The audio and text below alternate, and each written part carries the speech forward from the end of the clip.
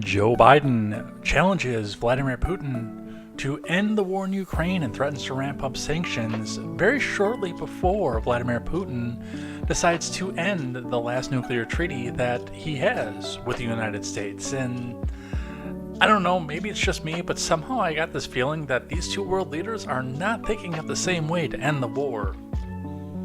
And that's kind of terrifying. But we'll talk about that and what this could mean and where we go from there. In other news, the EPA is now ordering Norfolk Southern to clean up the Ohio train derailment site, with a few questions as to what is really at fault. And I've had questions about this since this whole thing started, but we'll talk about that and what's happening there.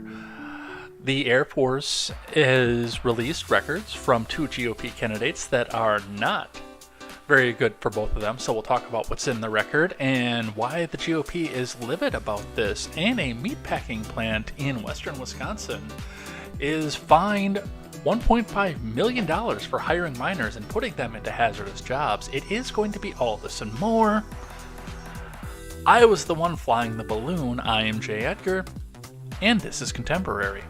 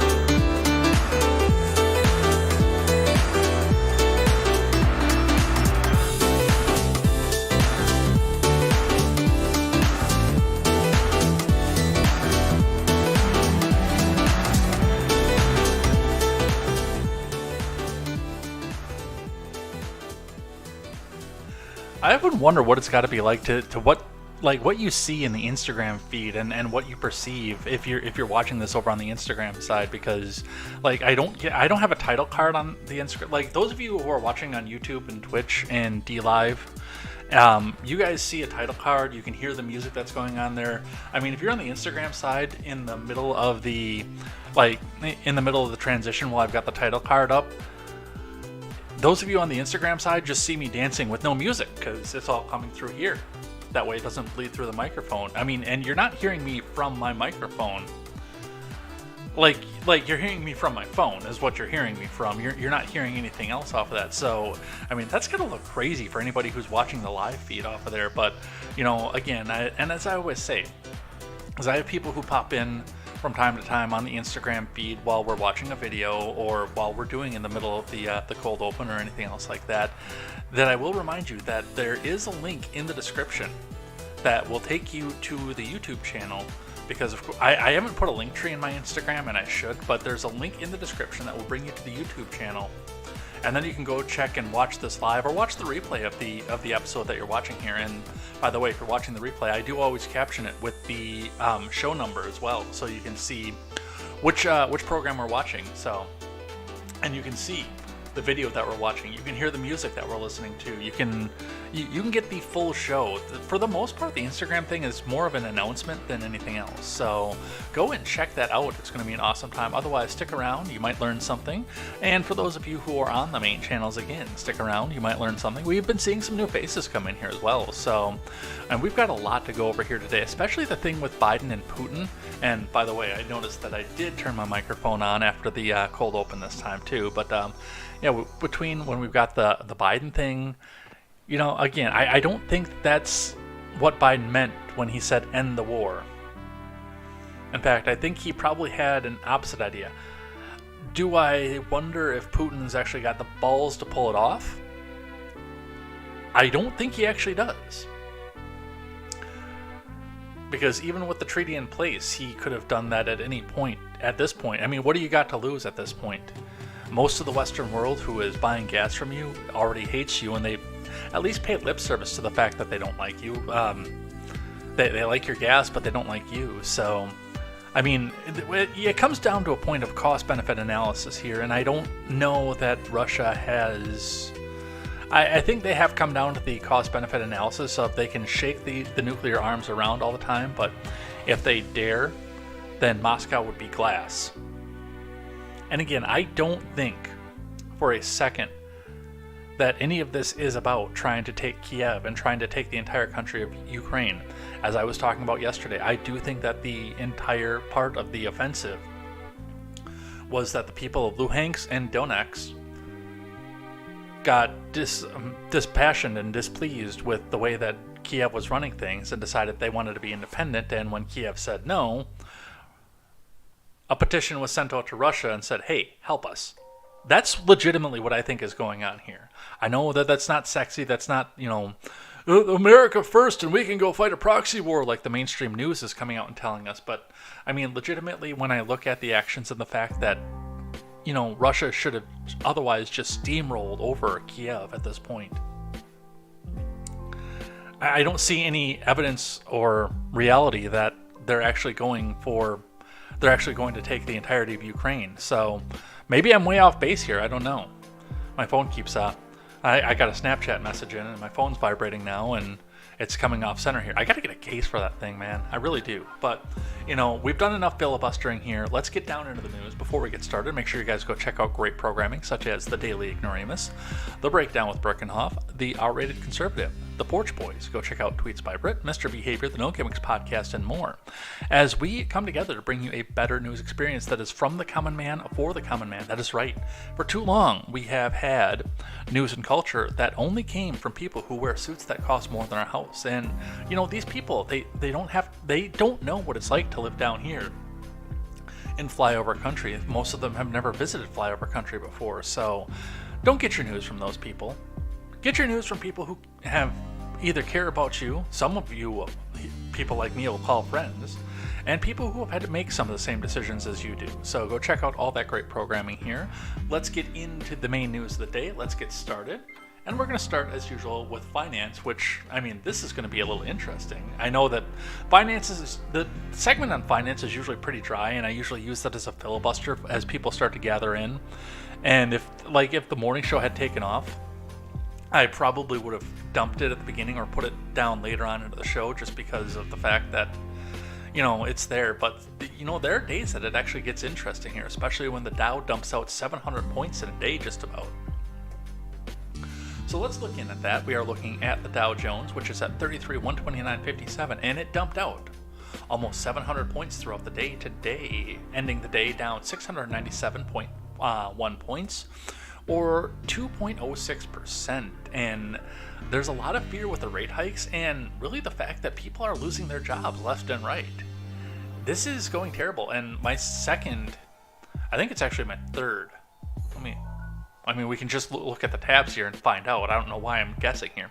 Yeah, my second finance article, because I have 3 today, is more people losing their jobs, more layoffs, but not in the same way that we're seeing from tech, but that's what we see coming for that. And we'll talk about that. Looking in at the Bitcoin, which also fell off throughout the day, losing $431 US, a little bit shy of 1.75%, down to 377.90. So if you have some Bitcoin, you're losing a little bit of value. You're still up better than where you were at the beginning of the year when we were sitting at 16, 17. But it's something to watch as you go, because a lot of people jumped into it using it as a savings account rather than trusting the banks to get them interest. And it's a little too volatile for me to use it as a savings account. I like to play with Bitcoin, throw a $20 bill at it here and there, but this is never something that I would tie my financial stability to, ever. But that is where we are with that. Looking at the gas prices in Madison, still unchanged from yesterday. So not much to report there, with the exception of that one quick trip on the west side that jumped down to 302. Our gas in the La Crosse area is still remaining at $3.19. So that's where there is one station in town that's below $3. It's at $2.99 right now.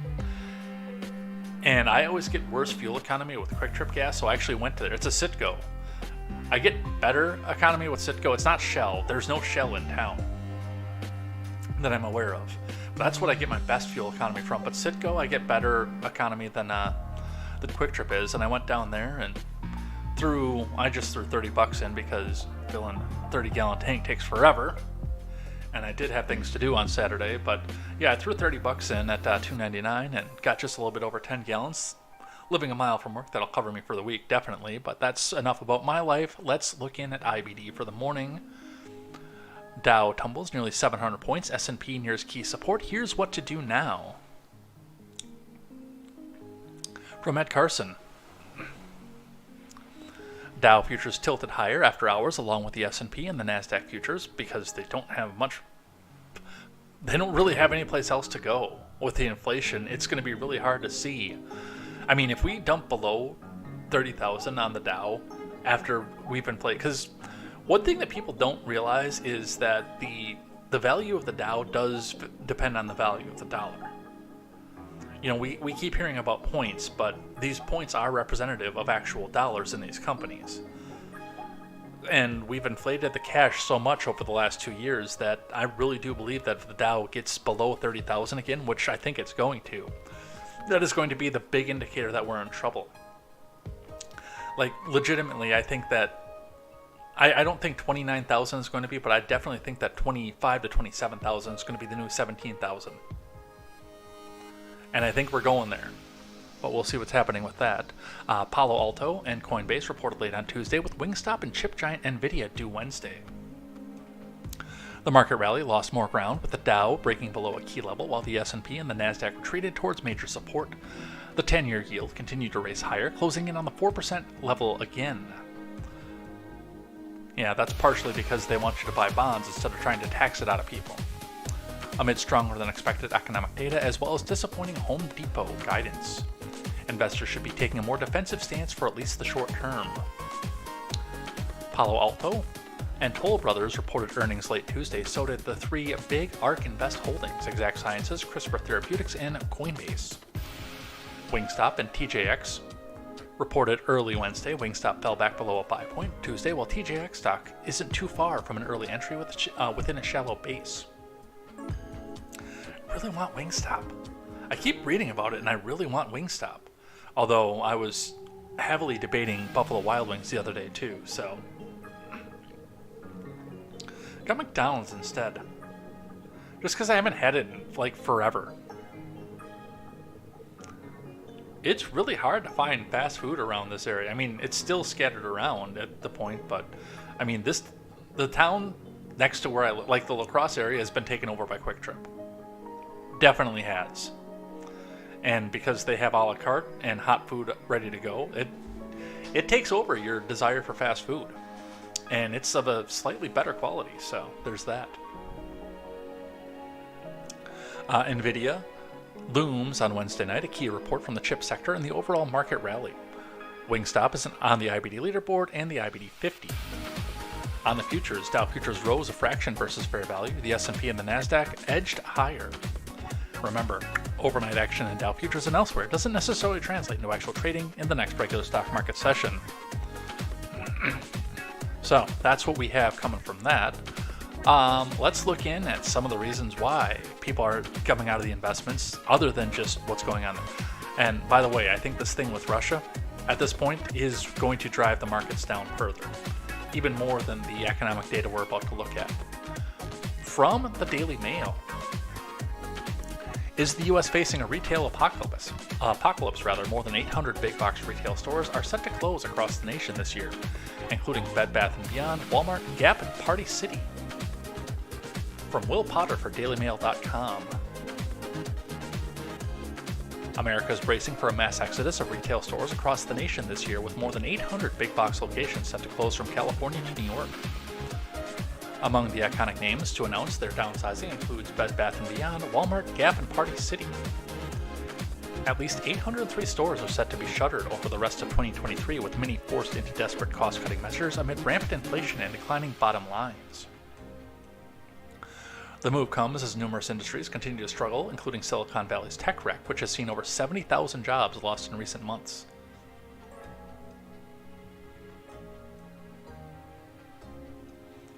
Bed Bath & Beyond is set to close more than 416 stores Tuesday morning, which I've never heard of, is set to close 265. Gap, 74. Party City, 22. Walmart, actually only 7, surprisingly enough.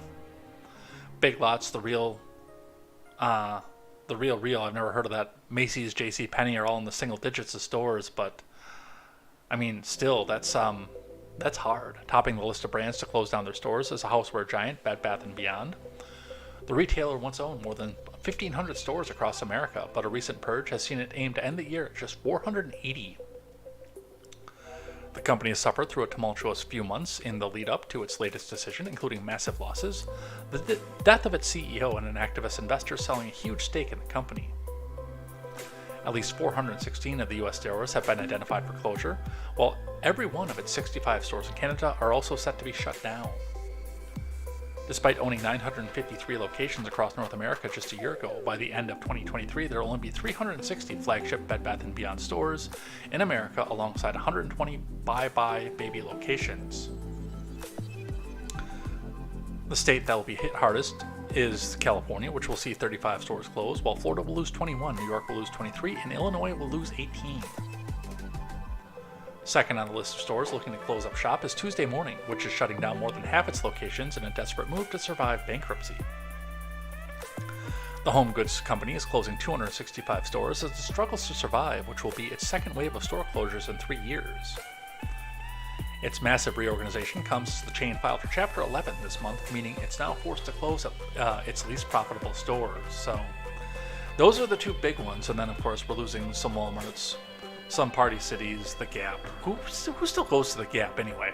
A couple Big Lots. Nothing else is really huge off that, but I mean, some of these stores, Macy's and JCPenney, don't really have a lot of stores left to shut down off of. But when we juxtapose this against the mass exodus coming from the tech sector, one of the big questions that we have there is, where are the people that are leaving the tech sector going to go to work? Because I don't see a place where they can actually like go to. That was one of the big things with the 2008 crash, and this actually makes me start to wonder if this crash is going to be worse, because when you lost your job at and the tech didn't get hit by that one either, so you could go into tech and you were protected for a point, but like when you lost your job at the car dealership or the parts store, or the factory when the factory shut down, or the warehouse that closed down because there weren't enough people buying, you could always go back and work at the Walmart, work at the grocery store, work at the Bed Bath & Beyond. I mean, there was still a smattering of retail positions available for people to come back into. I mean, there were hundreds of people vying for those jobs at the time just to keep themselves afloat, but they were there at least. But now, with one of the biggest sectors in this country losing out, I mean, what else is there?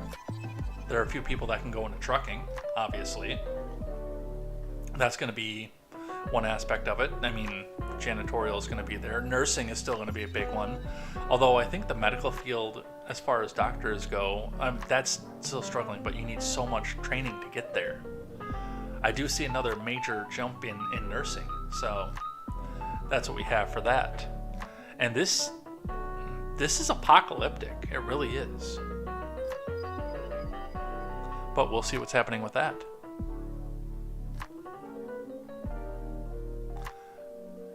And the other one in finance here before we get into our main news of the day. This is fine. Everything is fine. You know, the title of the show, the title of the episode. Household debt skyrockets to highest level since 2008 financial crisis. From Megan Henney. U.S. household debt jumped to its highest level since the 2008 financial crisis last year as mortgages surged amid high inflation and rising interest rates, according to a new analysis published by WalletHub. The findings show that household debt, which increased by $320 billion in the final 3 months of 2022, hit a 15-year high of $17 trillion on average. A typical household owed a total of $142,680 at the end of the year. We're not quite to the breaking point But U.S. households can't afford to take on too much more debt, especially if the economy takes a turn for the worse, said Jill Gonzalez, a Wallet Hub analyst. People should be thinking about how to shed debt and get in shape for a recession, not assuming a bit more debt will make no difference.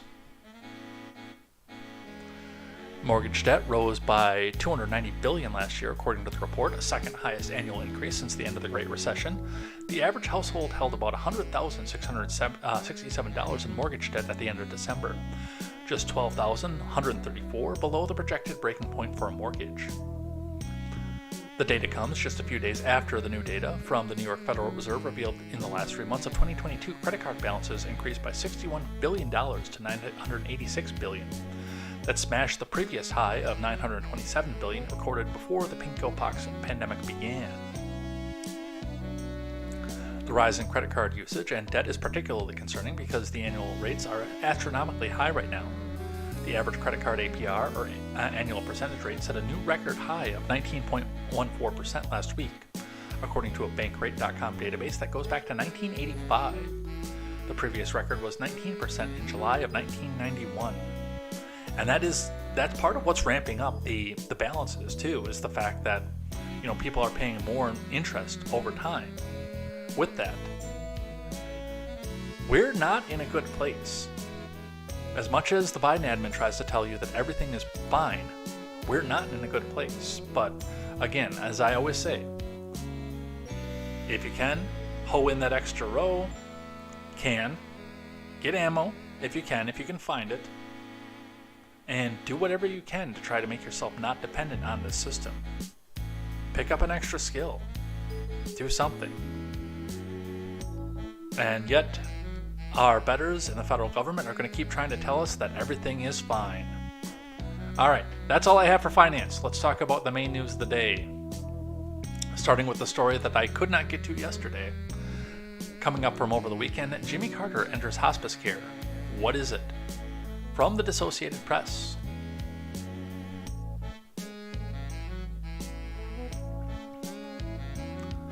Former U.S. President Jimmy Carter entered some home hospice in Plains, Georgia after a series of short hospital stays. The Carter Center said in a statement on Saturday that Carter, 98, decided to spend his remaining time at home with his family and receive hospice care instead of additional medical intervention. Hospice is a treatment designed to make patients comfortable and reduce pain and suffering in their final days. It's usually home-based, but it can be provided in nursing homes, hospitals, and hospice centers. It is reserved for those who declared by 2 physicians to be terminally ill with 6 months or less to live. Which means, in Jimmy Carter's case, that in 6 months they're going to finally find and eradicate the final guinea worm in existence. The average time spent in hospice is about 3 weeks, said Dr. Arif Kamal, Chief Patient Officer at the American Cancer Society. Care may include medicine, but only to reduce symptoms, not with the intent to cure any illnesses. Patients are typically cared for by family members with supervision from hospice doctors, nurses, and social workers. Much of the focus is on making sure the family caretakers feel supported, Kamal said. The team addresses everything from physical symptoms to emotional distress, helping think through the logistics related to burials, wills, and advanced care planning, he said. Under Medicare rules, patients may enroll in hospice if they meet certain criteria depending on their illness. For example, cancer patients must be unable to perform at least 2 usual activities of daily living without help, such as eating or dressing, with other challenges that may include evidence that the disease has spread widely and their health is declining despite treatment. So, at this point, well, there's some things to look at this. We've always said, and we're going to take this in a political direction for right now. A lot of people have said that, Jimmy Carter or Joe Biden is not the worst president alive. But he sure as hell better hope that Jimmy Carter doesn't die during his term. And I don't think that's going to come true now. Because, it's typically like, okay, well, there's less than 6 months right here. No evidence that he's passed yet. Fortunately, so we have that. But as far as Carter goes, Carter was a terrible president. Carter was an awful president. He was one of the worst presidents that we've had in history. And by the way, that includes a history that has FDR, Woodrow Wilson, and Abraham Lincoln. Now, Carter is one of the worst as a president, but he went on after his presidency, after he lost, and probably became one of the best humanitarians in the world. One of the things that I've liked about Carter, once he got out of there, was everything that he did for charity, and he was active almost right up until the end. I mean, we got to a point when he was in his 90s when he couldn't do anymore. I remember, by the way, when Carter did his guest appearance on King of the Hill. I remember that fondly, actually. Jimmy Carter showing up, and they were doing Habitat for Humanity on King of the Hill, and then Jimmy Carter just pops in and talks to Hank. And then Bobby thought that he was Jesus because, he was out there talking about blessing and helping the poor with JC on his shirt, monogrammed on his shirt. But I mean, this is a person who he spent his post-presidency trying to eradicate horrifying diseases from northern Africa, as I always joke about the guinea worm. In fact, I said that if we keep one guinea worm in a jar alive, give it some human flesh to feast on or anything, but we keep one alive, we can ensure that Jimmy Carter lives to do 2 terms in the stead of Joe Biden. And I actually thought he was going to outlive Biden too, but unfortunately it looks like his time is coming to an end. Thankfully his public policy came to an end long, long ago, but unfortunately all that charity's got to go with him. So as a humanitarian, as a president, I tell Jimmy Carter, as your end of the day, thank God. But as a humanitarian, I think we are going to lose one of the good ones. I really do. It may not be popular among my audience, but as a humanitarian, I think that we are losing one of the good ones in Jimmy Carter.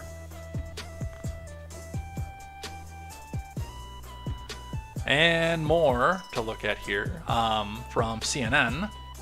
John Fetterman's hospitalization for depression after a stroke raises questions about the connection. Here's what we know. That's right. John Fetterman is going to be in for an extended hospital stay. It's not just going to be a little bit to be checked out for depression. He is going to be in there for weeks. Also raising questions about whether or not he can actively represent the people of Pennsylvania. But this is not going to be a special election in Pennsylvania. Now we've got 6, well, maybe 5.5 years of whoever Josh Shapiro wants to go back and nominate. Is it going to be Zoe Fetterman? Maybe. From John Bonifield.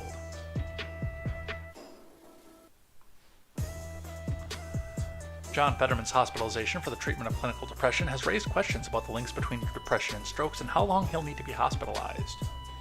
The Pennsylvania Democrat, who suffered a stroke last May, ahead of winning the Senate nomination, has experienced depression on and off throughout his life, according to his office, although it only became severe in recent weeks. About a third of people who've had a stroke do suffer some sort of clinical depression. It could be for different reasons, including directly due to the impact on the brain from the stroke. There's not a lot of data behind the reason, but one idea is that stroke itself messes with the brain's ability to function well. Not just the part of the brain where the neurons are affected by the actual stroke, but the way that the different brain regions talk to each other. As a result, it can cause cognitive troubles, and that can impact the way we see and perceive the world and lead to depression, said Dr. Will Cronenwet, Chief of Psychiatry at Northwestern University Feinberg School of Medicine, in a news release on Friday. It could also be more of a psychological impact from dealing with the abilities that have been lost. A lot of people with a stroke have to adjust to a new reality of what their body and brain can do. And in some people, that adjustment can lead to depression, Cronenwet said.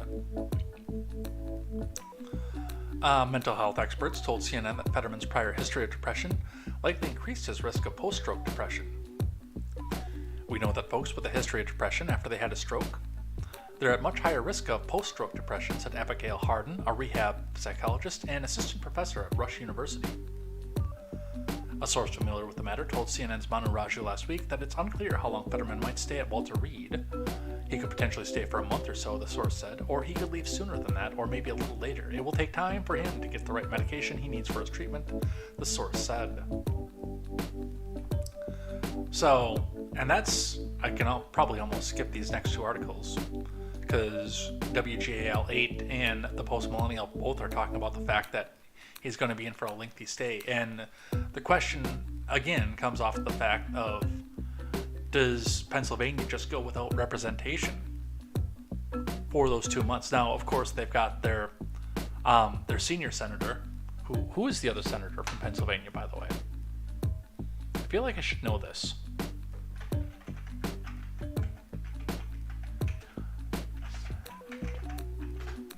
Pennsylvania senators. Bob Casey is the other one. Both Democrats, of course. So, I mean, they've still got Bob Casey representing them, but, you know, the Democrats have lost a vote in the Senate for a few years. And, you know, let's be completely frank about this, with the fact that John has lost his cognitive ability and his ability to debate and give speeches. He was a rubber stamp vote. So the Democrats have lost one rubber stamp vote that was just going to do whatever the Democrat Party said without thinking about it. The people of Pennsylvania have lost that as well. And again, I mean, and what happens at this point? And does this make a black mark against people who have had a stroke before? And will the question be now, will they be able to serve in their capacity? Which there have been questions about John Fetterman since the point that he did come into office. I don't know the answer to this question. I don't have a crystal ball. But I feel for the guy. I mean, I've been there. I have definitely been there before in my life. That's part of the reason that I'm so active in the charities that I'm active in. Because of the fact that I see suicide prevention as one of the highest callings in the nation. It's one of the only things that I really care about, honestly. But that's where we are at with that. I do hope it gets better. I really do. Because having gone through it, I don't ever want to see somebody else have to go through it, even though that I know people do. So that is where we are at with John Fetterman.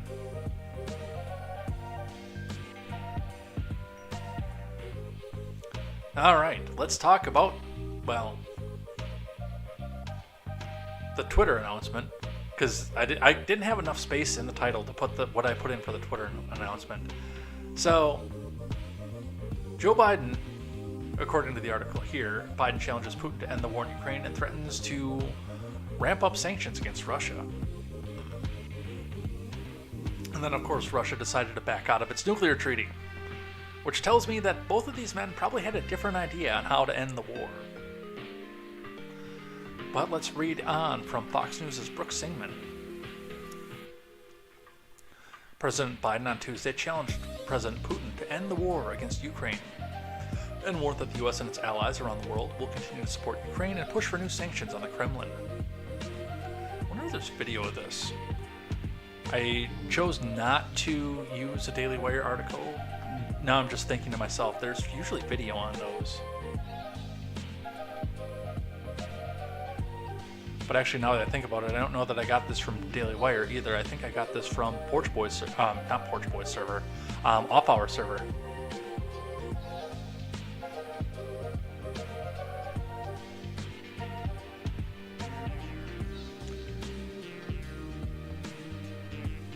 Yes, we do have video of it. So let me get that queued up. Oops. No, that's not what I want. I want this. Alright, I'll put this over on the other screen after we read this article here.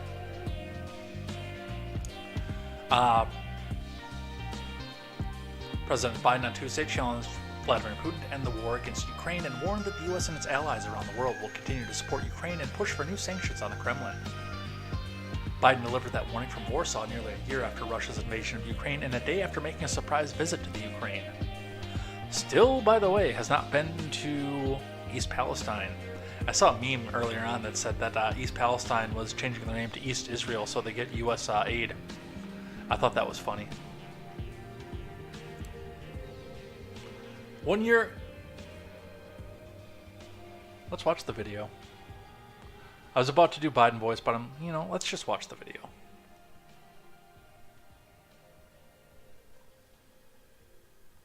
I'll never forget last year visiting with refugees from Ukraine who had just arrived in Warsaw, seeing their faces, exhausted and afraid, holding their children so close, worrying they might never see their fathers, their husbands, their brothers, their sisters again. In that darkest moment of their lives, you, the people of Poland, offered them safety and light. You embraced them. You literally embraced them. I watched the looks on their faces. Meanwhile, together we made sure that Russia is paying the price for its abuses. We continue to maintain the largest sanction regime ever imposed in any country in history. And we're going to announce more sanctions this week together with our partners. We'll hold accountable those who are responsible for this war, and we'll seek justice for the war crimes and crimes against humanity continuing to be committed by the Russians. You know, there is much for us to be proud of over the... I keep hearing Volodymyr Zelensky tell us that he's going to go on an offensive and he's going to launch stuff over the border into Russia to make sure that they're not coming back and sitting on the border. And I hear the House Plant Chief talking about crimes against humanity coming from Russia. And let's be frank about this. There is a lot of sanctioning out there. Or, I'm sorry, not a lot of sanctioning. There's a lot of crimes against humanity that happen anywhere in war. I don't think anybody's hands are clean at this point. All that we have achieved together this past year. But we have to be honest and clear-eyed as we look at the year ahead. The defense of freedom is not the work of a day or of a year. It's always difficult. It's always important. As Ukraine continues to defend itself against the Russian onslaught and launch counteroffensive of its own, there will continue to be hard and very bitter days. Victories and tragedies. But Ukraine is steel for the fight ahead. And the United States, together with our allies and partners, are going to continue to have Ukraine's back as it defends itself. Next year, it's not defending itself anymore, is it? Every member of NATO for our 2024 summit in the United States. Together, we'll celebrate the 75th anniversary of the strongest defensive alliance in the history of the world, NATO. And let there be no doubt, the commitment of the United States to our NATO alliance and Article 5 is rock solid. And every member of NATO knows it, and Russia knows it as well. An attack against one is an attack against all. It's a sacred oath. Yeah, but the Ukraine isn't in NATO.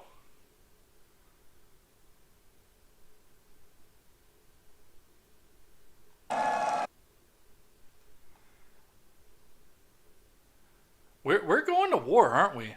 We're going to get nuked. I'm going to get to play Fallout in real life. I guess I better start playing more Fallout 4 so I get practiced, huh?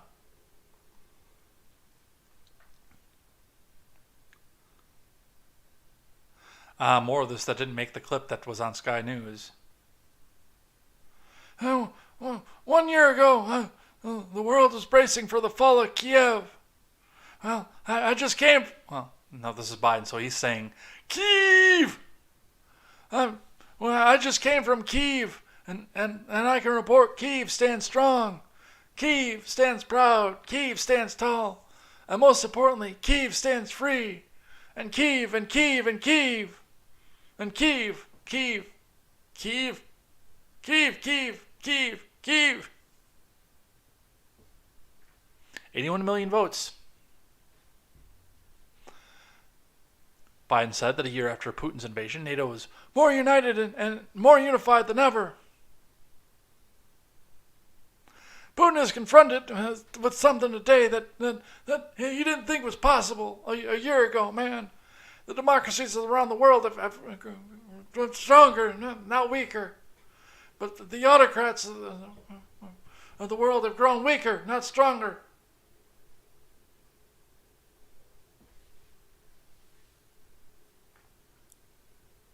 Citing remarks Putin made early Tuesday, Biden said the U.S. and Europe do not seek to control or destroy Russia. No, that's just Ukraine. The West is not plotting to attack Russia. As Putin said today, no, their proxy, Ukraine is. This war was never a necessity. It's a tragedy. Every day the war continues. This is his choice. He could end the war with a word. It's simple. If Russia stopped invading Ukraine, it would end the war.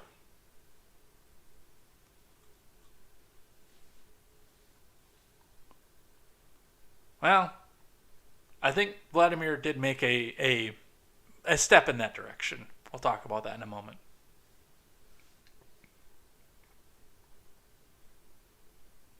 Biden also touted the sanctions placed on Russia by his admin and allied nations. Together, we made sure Russia is paying the price for its abuses. We continue to maintain the largest sanctions regime ever imposed by a country, as if that's something to be bragging about, in history. And we're going to announce more sanctions this week. I'm going to sanction everybody. And you get a sanction. And you get a sanction. Together with our partners to hold accountable those who are responsible for this war. Which again, I assert that that's probably the Luhansk and Donetsk regions who weren't really satisfied with what was coming out of Kiev. And Kiev saying, no, you must stay in Ukraine.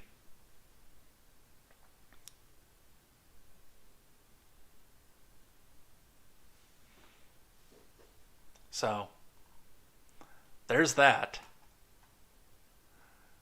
And shortly after that, Russia suspends only remaining nuclear treaty with the U.S.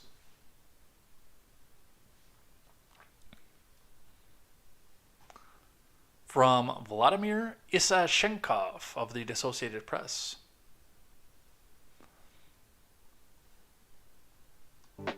Russian President Vladimir Putin declared Tuesday that Moscow was suspending its participation in the New START treaty, the last remaining nuclear arms control pact with the United States, sharply upping the ante amid tensions with Washington over the fighting in Ukraine. I'm going to get to play Fallout in real life, aren't I? Speaking in his State of the Nation address, Putin also said that Russia should stand ready to resume nuclear weapons tests if the U.S. does so, a move that would end the global ban on nuclear weapons tests in place since the end of the Cold War. Explaining his decision to suspend Russia's obligations under the new 2010 New START treaty, Putin accused the U.S. and its NATO allies of openly declaring the goal of Russia's defeat in Ukraine. They want to inflict strategic defeat on us and try to get to our nuclear facilities at the same time, he said, declaring his decision to suspend Russia's participation in the treaty. He later sent a draft bill on the pact's suspension to the Kremlin-controlled parliament, which is expected to quickly rubber stamp it Wednesday. The document says it will be up to Russian president to resume Moscow's participation in the pact. And, well, since Putin has pretty much declared himself dictator for life, yeah, it's going to be on him.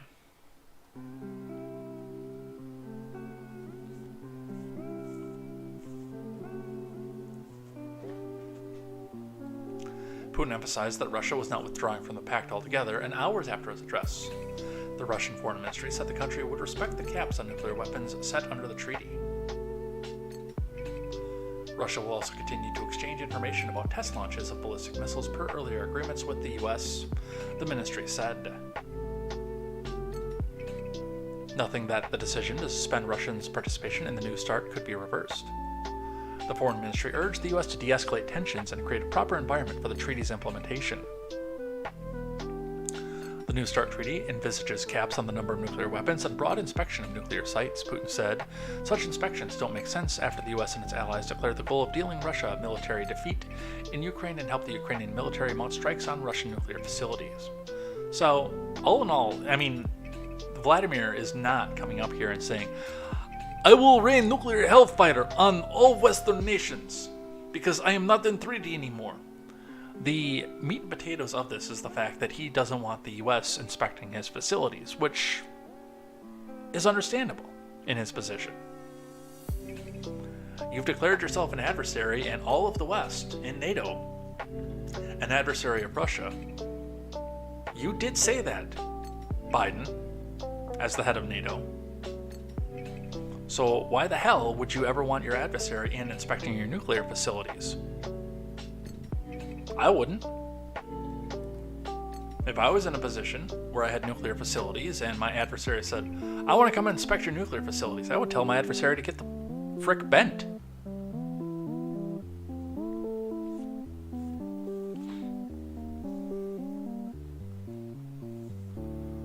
Let's see.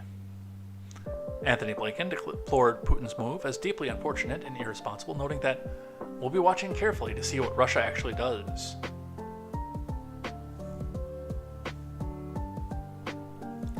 He said that will, of course, make sure that any event that we are postured appropriately for the security of our own country and that of our allies, but emphasized that we remain ready to talk about strategic arms limitations at any time with Russia, irrespective of anything else going on in the world or in our relationship. I think it matters that we continue to act responsibly in this area, Blinken told reporters on a visit to Greece. I also think it's something the rest of the world expects of us. NATO Secretary General Jens Stoltenberg also voiced regret about Putin's move, saying that, with today's decision on New START, full arms control architecture has been dismantled. That's a dude. I strongly encourage Russia to reconsider its decision and respect existing agreements, he told reporters. Well, he is. He just doesn't want you guys in there nosing around after declaring that he is your enemy. So, that is where they're at. Ellison Morrow, I'll look into that one. I'm not objective. I am anti-government. So, I can't be objective in the news. Because I think that all of these people, Biden, Putin, Stoltenberg, Blinken, and all the rest of them have no business in my life.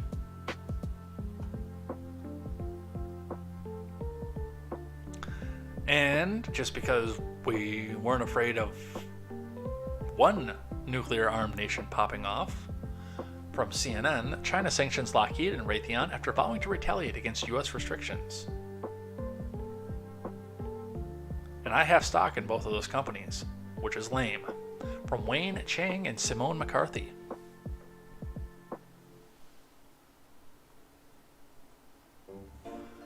China has imposed sanctions on 2 American defense manufacturers over arms sales to Taiwan, a day after Beijing pledged to take countermeasures in response to Washington's handling of a suspected Chinese surveillance balloon that entered American airspace and was shot down by U.S. forces earlier this month.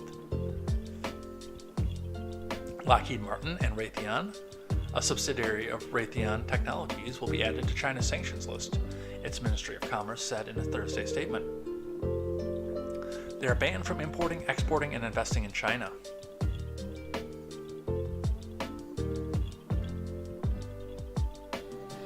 Yeah, that's going to give me a hit on my portfolio. Damn it!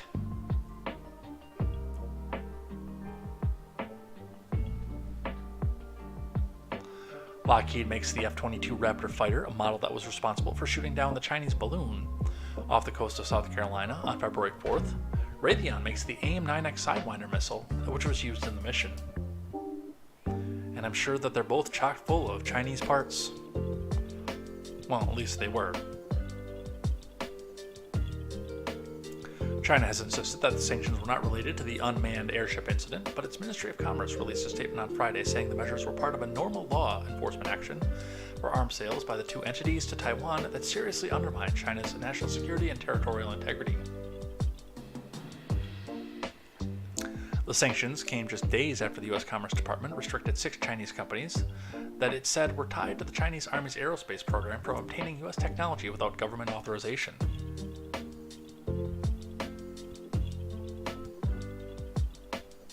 Both Lockheed and Raytheon are also subject to fines twice the amount of their arms sales to Taiwan dating back to September 2020, and their senior executives will be prohibited from entering and working in China. Yeah, I get what you're saying, Mr. Scott. Definitely, I do, because I point out the propaganda when I read these, and the editorialization. Like when they talk about 2020, or the January 6th, the Selfie Fest. CNN, Politico, and The Hill can never help themselves but saying, "No evidence of widespread fraud, widely disproven claims, Trump and his evil claims," and this and that and the next thing. Yeah, it is all over in the news. It definitely is. But again, my big thing with you is I still think that you need to go out and hoe an extra row into your garden, get some more ammunition, and can another jar of fresh vegetables.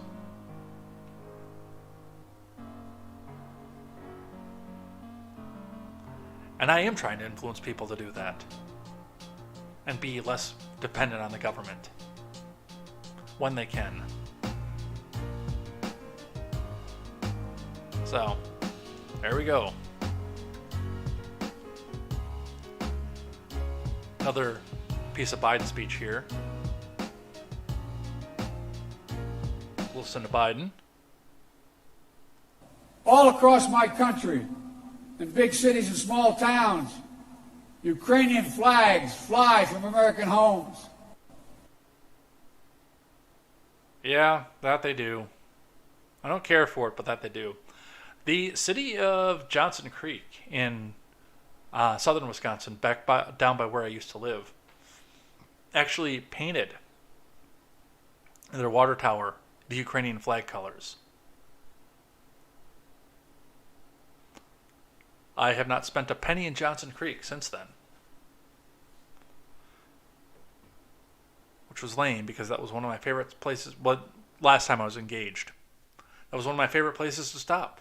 On my way from her, well, she was still living with her parents. We never wound up moving in together, but when I was going from her parents' house to my house, that was one of my favorite places to stop, was at the Quick Trip in Johnson Creek. And I like to shop at their Menards over there too. They had really nice Menards.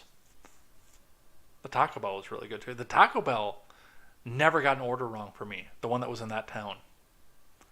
But I won't spend the money and give taxable revenue to their businesses if they agree to go back and paint up their water tower like that.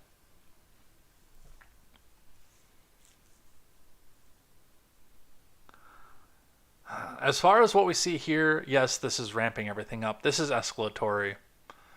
And I do think that we are in a situation where we should at least be watching. I don't think anything's going to pop off, and I think Mr. Scott is right that a lot of this is propaganda because it's cheaper that way at war propaganda and misinformation. But honestly, I'm still paying attention and watching the skies every day. They're Irish. Oh, Ron Helton is here. Ron Helton, why don't you tell us how you really feel about Biden? Actually, no, don't do that, because your chat feeds over to YouTube too, and I don't think that they're going to care for that very much. From The Hill. East Palestine Mayor, Biden, Ukraine visit, biggest slap in the face. From Olaf Ocean.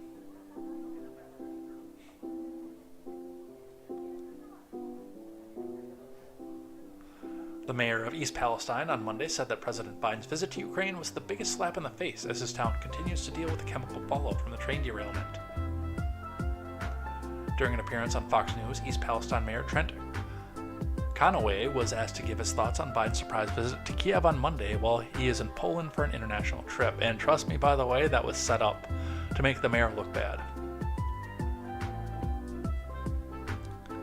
That was the biggest slap in the face. That tells you right now he doesn't care about us, Conaway told host Jesse Waters. so he can send every agency that he wants. But I found that out this morning in one of the briefings that he was going in Ukraine, giving millions of dollars to people over there, not to us, and I'm furious. Yeah, presidents stay in our country, and he's over in Ukraine, he added, so that tells you what kind of guy he is.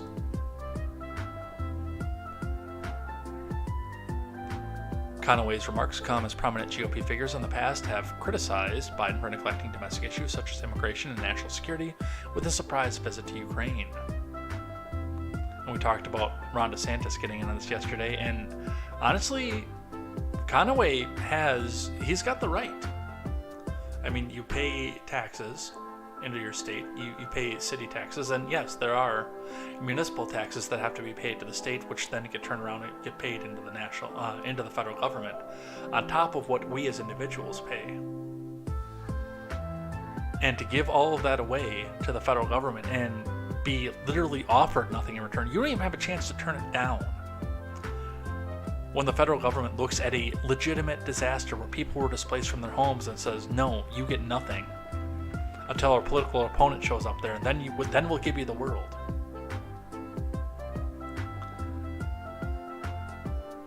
If you got kids in the room, earmuffs now, because I'll give you a second.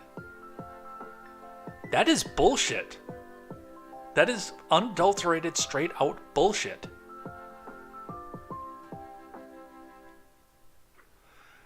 And yes, Trent Conaway has every right to be angry. I would be.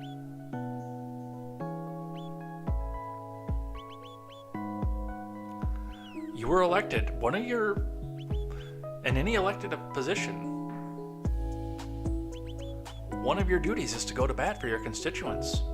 That's always one of your duties. And when you can, you get the people who are tasked with going to bat for you to come back and help you. I'm not a fan of federal aid, but given the fact that it's enshrined in our current sets of laws, then yes, it should be equally doled out to people who need it. Until such time as we take it out of our laws. And it's not being that right now.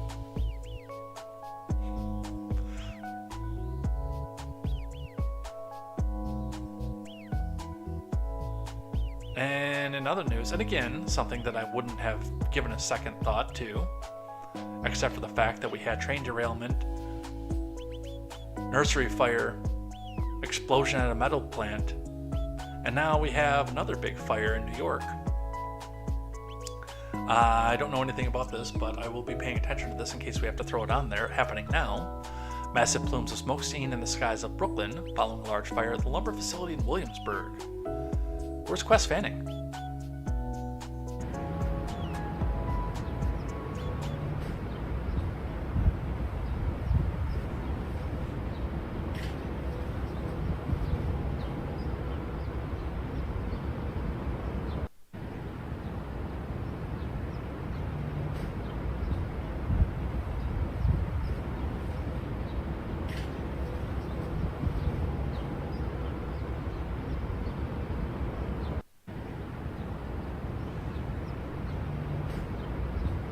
So I'm actually going to dock this over on the other window, and we'll be watching this to see if something develops out of that one.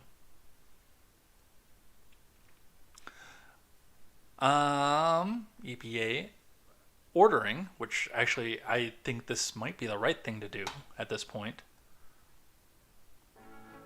EPA orders Norfolk Southern to clean up Ohio train derailment site and pay all costs. Now, I think that's partially the right thing to do. I do assert the fact that the federal government has a failure in here somewhere, and they need to get involved in this as well. This should not all fall on Norfolk Southern, because the Department of Transportation and the NTSB. I explained this once we learned what the hot boxes were, because I didn't know that prior to us reading about those when we were first finding out about the East Palestine disaster. And by the way, Instagram only has 25 seconds left, so if you are on Instagram, go over to one of the other the platforms that I mentioned before. You can find a link to the YouTube in the description. So come back and join me here. Go ahead and check out what we're doing. You can watch the video, you can hear the sound, you can hear the music, and stick around with us. So take care, have a good night over on the Instagram side, and we will see you next time.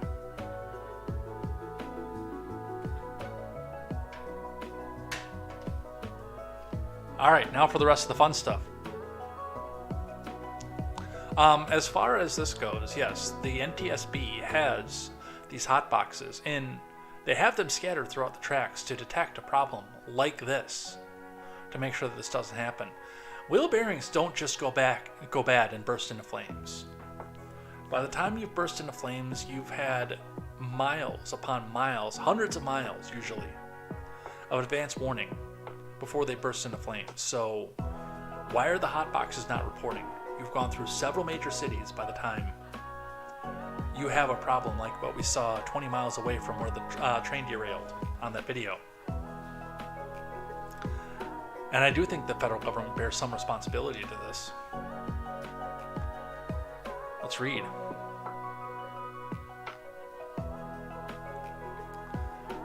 The Environmental Protection Agency announced a sweeping enforcement action against Norfolk Southern on Tuesday, compelling the rail company to conduct and pay for cleanup actions associated with the February 3rd derailment of a train carrying toxic chemicals in East Palestine, Ohio. The Norfolk Southern train derailment has upended the lives of East Palestinian families, and the EPA's order will ensure the company is held accountable for jeopardizing the health and safety of its community, said EPA Administrator Michael Regan in remarks prepared for a news conference in East Palestine. Let me be clear, we are going to get out of paying for this in any way that we possibly can. Oops, that's not what he said. Let me be clear, Norfolk Southern will pay for cleaning up this mess they created and for the trauma they've inflicted on this community.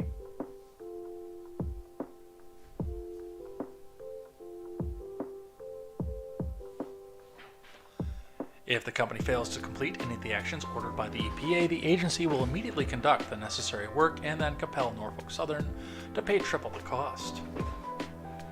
So, just like any other government program. The order will require the company to identify and clean contaminated soil and water, pay any EPA costs, including reimbursing the agency for cleaning services that it will offer to residents and businesses, and participate in public meetings at EPA's request and post information online. The rail company also already faces multiple class action suits from members of the East Palestine community over the incident, which forced residents within roughly a mile radius to evacuate their homes.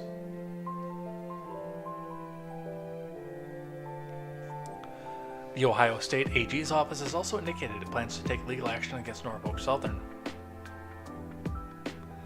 Well, again, I do think that Norfolk Southern does bear the brunt of the responsibility, but there is something else going on here. And to be so soon after the federal government had to take legislative action against the rail unions on top of it. Again, there's something else going on here. So we'll keep watching this and see what happens there. From Politico. We're moving on to the segment of the show which I call Government Officials Behaving Badly. We get a lot of these sometimes. From Politico, GOP lawmakers seek investigation of unauthorized disclosure of their Air Force records. This is Don Bacon and Zach Nunn. From Olivia Beavers. 2 Republican lawmakers say the Air Force alerted them that their military records were improperly released during the midterm campaign. Representative Don Bacon of Nebraska was informed of the unauthorized release in a letter from the Air Force obtained by Politico. Zach Nunn of Iowa said in a statement that he was told by the Air Force that his own records were also disclosed without his approval. You notice these things always go in one direction? They never go to the left for whatever reason, Bacon said. The Air Force Secretary Frank Kendall First told them that an internal probe revealed 11 people's records were disclosed and that the Air Force would send the results of its inquiry to the Justice Department while offering no further information on whether a formal DOJ investigation would result. The GOP lawmaker called for a probe into the role played by the Democratic-linked firm that the Air Force told him inappropriately requested his personnel records. The DOJ declined to comment. Air Force spokesperson Ann Stefanik said virtually all of the 11 unapproved releases were made to the same third party who represented himself as a background investigator seeking service records for employment purposes. The revelation follows the uproar over the disclosure of Indiana House GOP candidate Jennifer Ruth Green's military records after Politico reported on them in October. And it promises to intensify Republicans' already keen interest on investigating whether other sitting members of Congress were affected, as well as the role that Democratic-linked research firm played in the episode. The Air Force launched the audit after the disclosure of Green's records, according to Stefanik. We have investigated ourselves and we found that we did nothing wrong. The February 7th letter Bacon received from the Air Force names Abraham Payton of the research firm Due Diligence as the person who inappropriately requested copies of your military personnel records for the stated purpose of employment and benefits, adding that Payton was already in possession of Bacon's Social Security number. Payton is a former research director for the Democratic political group American Bridge. And again, these things always seem to go in one direction, don't they?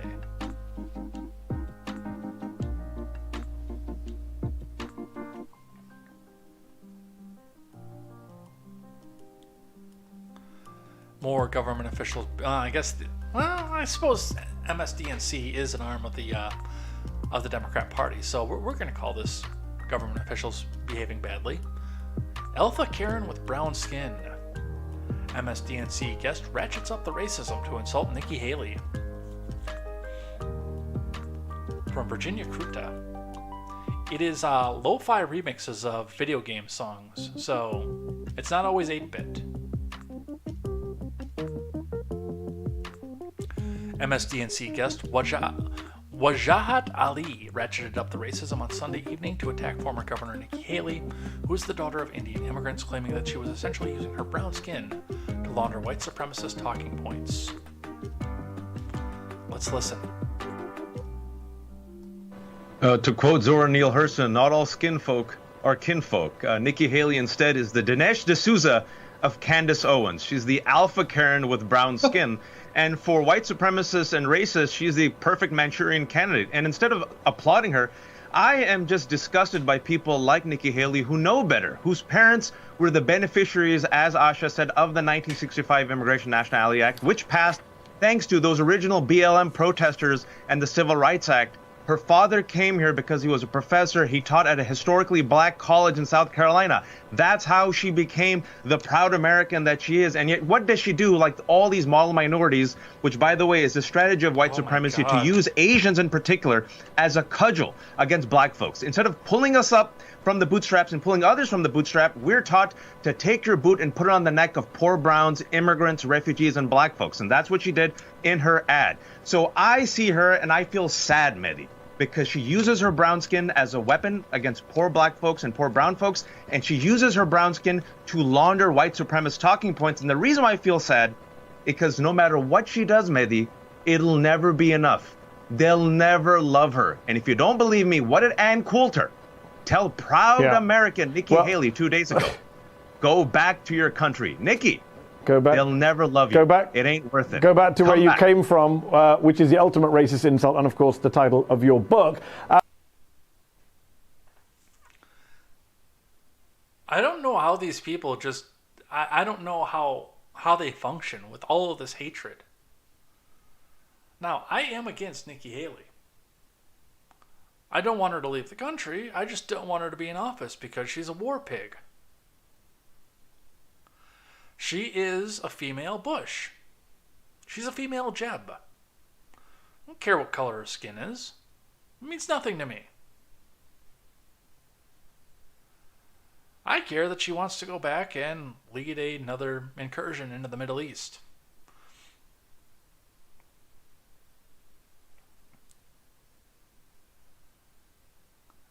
these people, all they can see is the color of Nikki Haley's skin and the fact that she doesn't come up and parrot the talking points that they feel that, as a person who doesn't have skin as lily white as mine, that she should be parroting.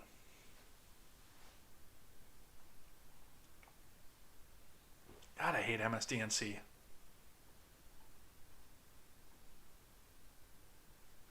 Alright, what else do we have? Excuse me. Rep. Cicilline is set to resign from Congress June 1st to go run a foundation. Now, from CNN, he's a model citizen who's going to run a foundation. But when it's Devin Nunes, he's just going in to grift off of cash. This is from Lauren Fox and Nikki Robertson. David Cicilline of Rhode Island will resign from Congress on June 1st to run the Rhode Island Foundation. The 1st Congressional District of Rhode Island is a Democrat stronghold. Is there 1 or 2 congressional districts in Rhode Island? I never remember. It's really small, so there might only be 1.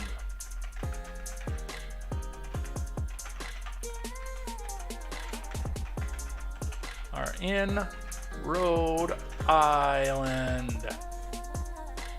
Oh, it does have 2. I thought it only had 1.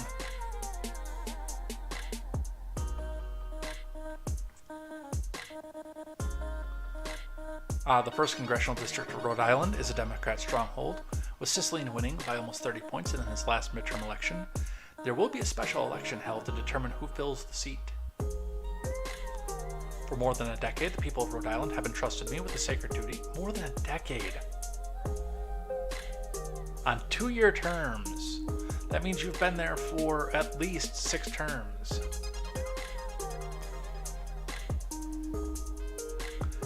Have entrusted me with the sacred duty to represent them in Congress. It is a responsibility I put my heart and soul into every day, the congressman said in a statement released by his office. He went on to say the chance that to lead Rhode Island Foundation was unexpected, but it is an extraordinary opportunity to have an even more direct and meaningful impact on the lives of residents of our state. The Rhode Island Foundation provides funding for local nonprofits. How much do they skim off the top, I wonder? The Boston Globe first reported the announcement. I wonder how much they skim off the top and go put into their pockets before they provide funding for local nonprofits. And to be clear, when a progressive Democrat is leaving Congress to go work at a foundation like this, I have questions. I do. But, yeah, he's been there since 2011. Prior to that, he served as the mayor of Providence for 2 terms. Cicilline was also a member of the Rhode Island House of Representatives for 4 terms. So he has been in government service for a long time. And now he wants to go in to do private charity? I have questions.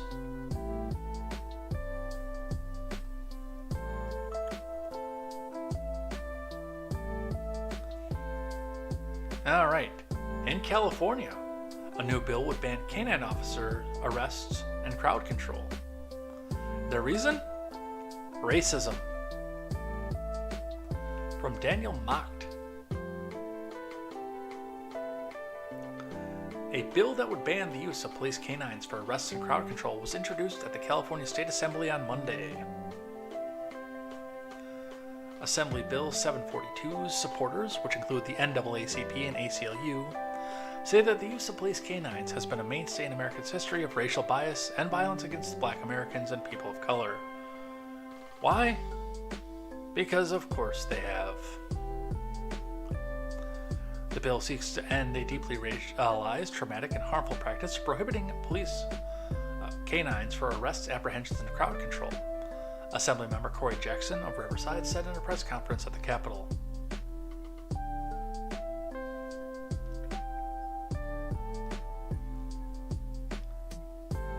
Police use of force data for 2021 compiled by the California Department of Justice found that injuries caused by police canines accounted for nearly 12% of cases that resulted in serious injury or death.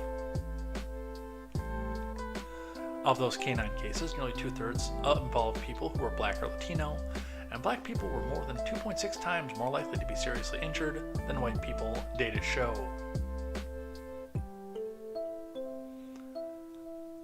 I love KTZed, but I am so glad that we're not putting this story in on KTZed Redemption right now, because I would be hearing a 13, and then probably very shortly after, even though I'm going to put a lot of words into here so we don't trip the YouTube algorithm, I'd be hearing a 50 after that. From the brutal attempts to quell the civil rights movement, Black Lives Matter protests, and their day-to-day use in law enforcement, police canines remain a gross misuse of force, victimizing black and brown people disproportionately, Jackson said.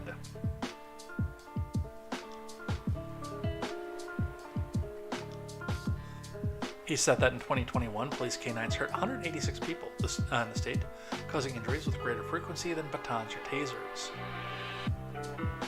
Most importantly, one of these bites can create lifelong injuries, so let's make clear. Lifelong injuries before you're proven guilty, he said. Carlos Marquez with the ACLU said there's no state or federal standard that currently exists to regulate how police canines are used. Well, that's because that is a local thing. Assembly Bill 742 would change that. Tanisha Herring, a California government relations specialist with the NAACP, also spoke out about the history of racism in using police dogs. I haven't pre-read this article, and I have not looked down onto the next paragraph. Bet me, and I'm not looking, I'm looking away right now. Bet me it's slave patrols. Bet me it's slave patrols. You want to bet? I bet you it's slave patrols.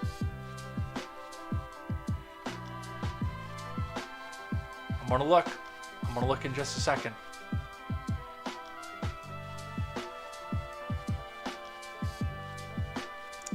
We've seen it in far too many cases that the threat posed is far smaller than the violence used to combat it. They didn't go that way. I was wrong. Ron Cloward, a retired lieutenant with the Modesto Police Department, said, and president of Western States Police Canine Association, told KCRA3 that he believes the bill makes no sense and the police dogs are invaluable, non-lethal part of agencies across the country. Yeah, and these things are pretty well trained too, to make sure that whenever possible they don't use lethal force. It's a tool, and it's something that if we take it away, you're just eliminating one more non-lethal weapon for law enforcement, Cloward said. There's always racism, constantly. From The Hill, Marjorie Taylor Greene calls again for a national divorce. I'm going to read this, and then I'm going to weigh in on this. From Stephen Newcomb.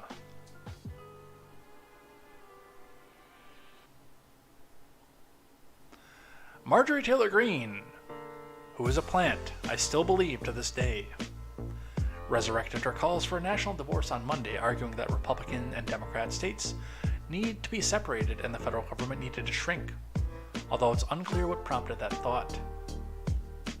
Yeah, it's always unclear what prompts her thoughts. I don't have my usual props over here, otherwise I'd be waving a dollar bill right now. We need a national divorce. We need to separate by red and blue states and shrink that federal government, Greene said on Twitter on Monday. From the sick and disgusting woke culture issues shoved down our throats to Democrats' traitorous America Last policies, we are done.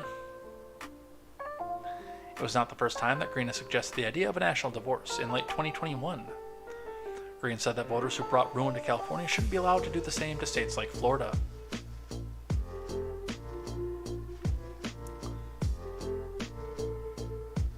All possible in a national divorce scenario, Greene wrote on Twitter in December 2021. After Democrat voters and big donors ruin a state like California, you would think it would stop them from doing it to another great state like Florida. Brainwashed people that move from California to New York really need a cooling off period. Greene's renewed calls for a national split came after she spent the morning criticizing President Biden for his unannounced trip to Ukraine, arguing that the president was ignoring domestic responsibilities to make his international visit. All right, let's talk about the national divorce. I know that there is at least one advocate for national divorce that watches this program regularly. His name is Ron Helton. He's probably one of my favorite commentators too, by the way, but I do disagree with him staunchly on this because, and especially if it goes on a state-to-state basis. That's one of the big parts of that, is if it goes on a state-to-state basis. I live in Wisconsin, which is considered a very purple state.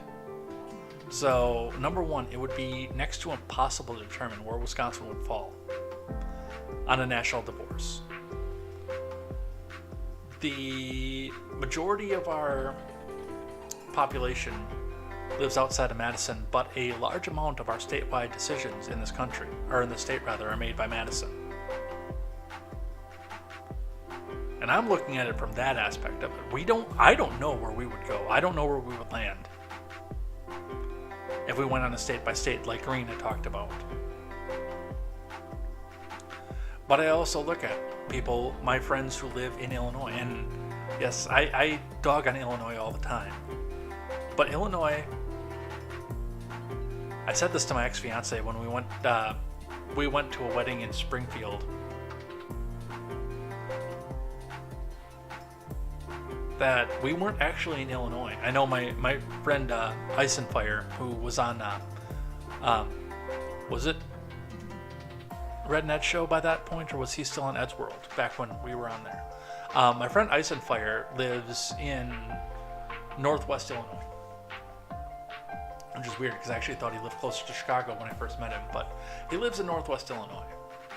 And I actually mentioned this to him too when I came back. But when I was riding or driving, I drove the whole way down with my ex-fiance to this wedding that we went to. I made the joke that once we got past Rockford and once we got down onto,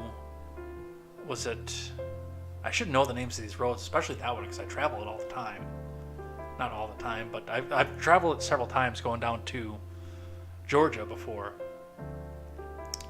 I think is it 39 still going down? Yeah, it's still 39 through that way. But yeah, when we got past Highway 20 on I-39 going south, I said, okay, well, we're not in Illinois anymore. Now we're in high-tax Missouri. Because again, all the people in the regions outside of Chicago and Rockford would basically be held to the whims of, well, Chicago and Rockford. Michigan, a fairly red state, with most of its decisions made by Detroit. New York is a really, really big one. New York is a base as hell state. But it would follow the whims of one small series of islands to its southeast. Which again is why I have concern over the national divorce. I do understand the fact that we're coming to a point where we can't find common ground with these people. And think of it the other way. In a state like Missouri, although I suppose that Illinois, if we did the national divorce, would probably annex St. Louis. But St. Louis would not fit in with the rest of Illinois. Cleveland, with deep red Ohio, and even people deep down into the heart of deep, deep blue Orlando, trying to make peace with deep, deep, deep red Florida. I agree that we have to do something else. I don't know that a national divorce is it, and the other problem that I have with national divorce is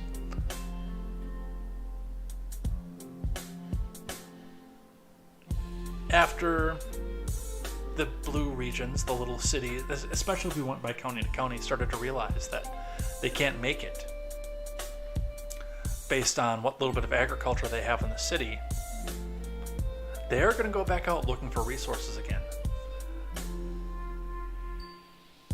I find it interesting, and it was a more left-leaning account that I follow on Twitter that said that you can't be anti-war and pro-national divorce.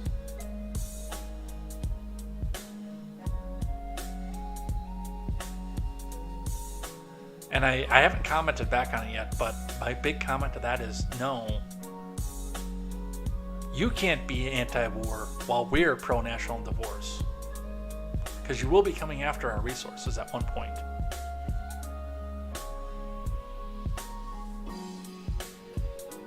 So there are a couple different ways that go with this. And I don't think national divorce is the answer. I don't know what the answer is. But just looking at the current makeup of this country, I think that a national divorce would do more harm than good.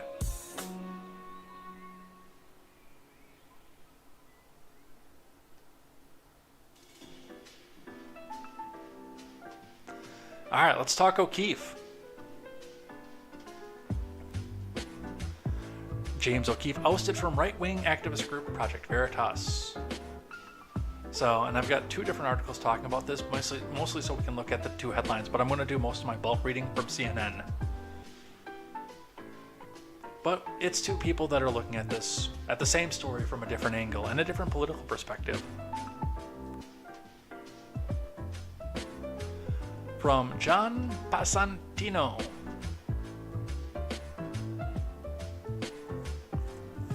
James O'Keefe, the founder and chairman of Project Veritas, the right-wing activist groups, known for its selectively...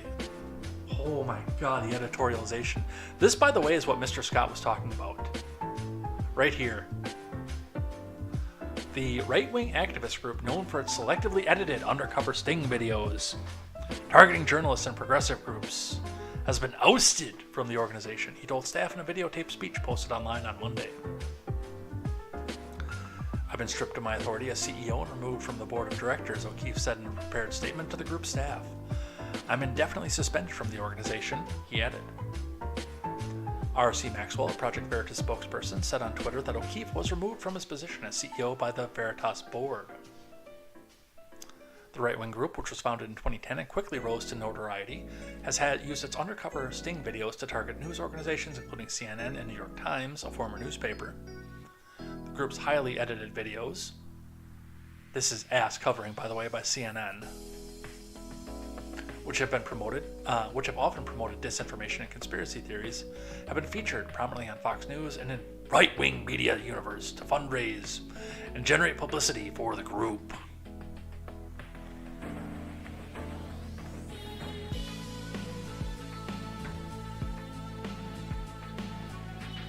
Federal authorities have been investigating Veritas for its involvement in the 2020 theft of the diary kept by President Biden's daughter, Ashley. Two people who sold the Ashley Biden's journal and other items to Project Veritas for $40,000 pleaded guilty last year to stealing her belongings.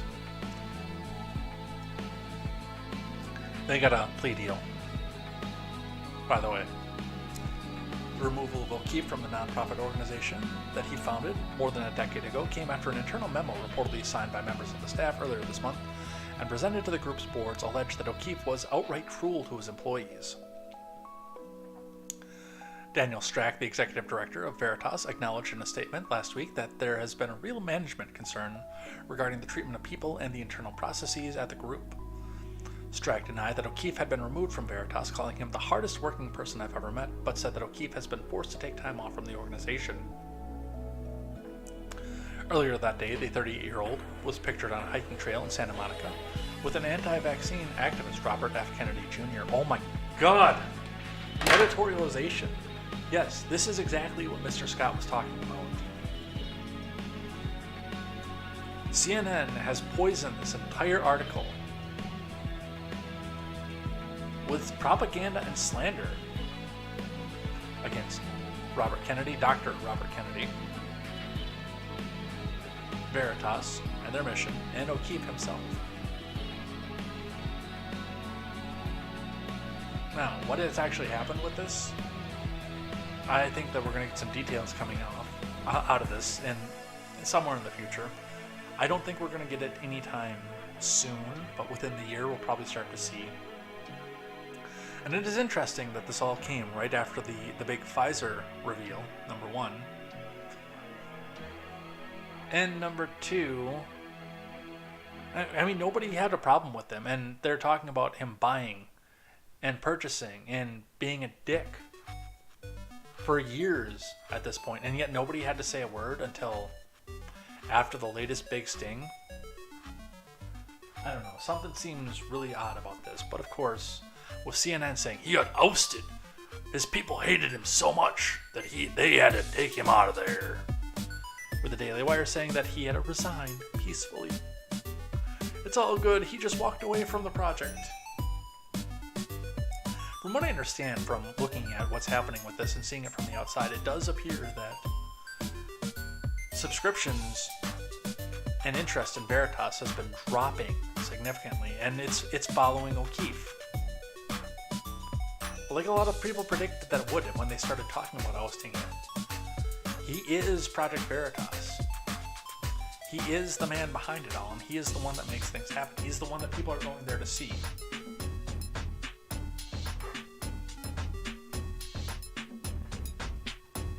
So, he is out. We will continue to watch and see what it is that he does for the future. Let's grab one from Just the News that I've got a split opinion on. Just the News reports Trump says he has no desire to return to Facebook and Twitter after the success of Truth Social. There is no success of Truth Social. Hate to tell you this, but you are not a successful platform. From Charlotte Hazard. Former President Trump says while many want him to return to the traditional social media platforms like Twitter and Boomer Book, he feels he can get his message out just as well on his own Truth Social platform. Well, a part of that is because the journalists, who all went over to Truth Social, to go and be the first one to breathlessly report on everything that the Donald says, go out there and they screen cap it, and they post it on Twitter. I've been invited back, Trump told Just the News No Noise TV show on Monday. It's waiting, I guess. Twitter is close to 90 million people waiting. But I think I get a very strong word out on truth. And there's something very beautiful about it. It's big, it's beautiful. It's like everything else that I touch becomes big and beautiful. The 45th president was suspended from Twitter, Instagram, and Facebook 2 years ago before recently getting his accounts reinstated. During the time of his suspension, Trump launched his own social media platform called Truth Social, naming the former California GOP rep Devin Nunes as CEO of the parent company, Trump Media and Technology Group.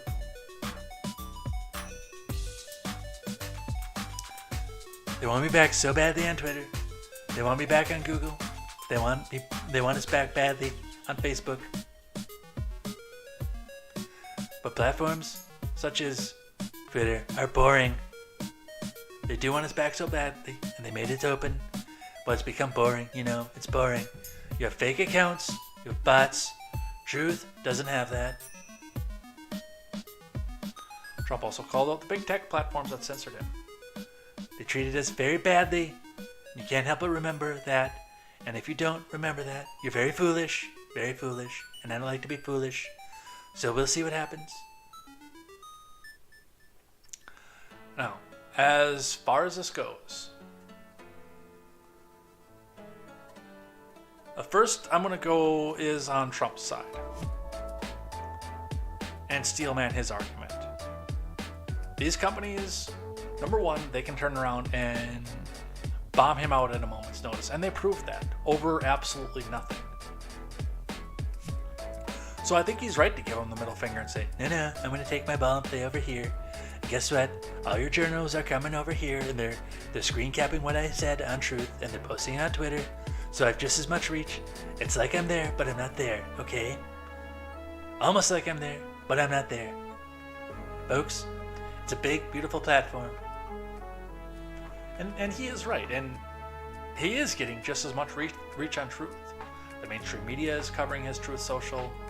The Twitter, they're tweeting it back around. It is a little bit like he's still there, but doesn't have to have the worry about going back out and getting suspended in the months before the election, which is, I think, is what's going to happen. Now, as far as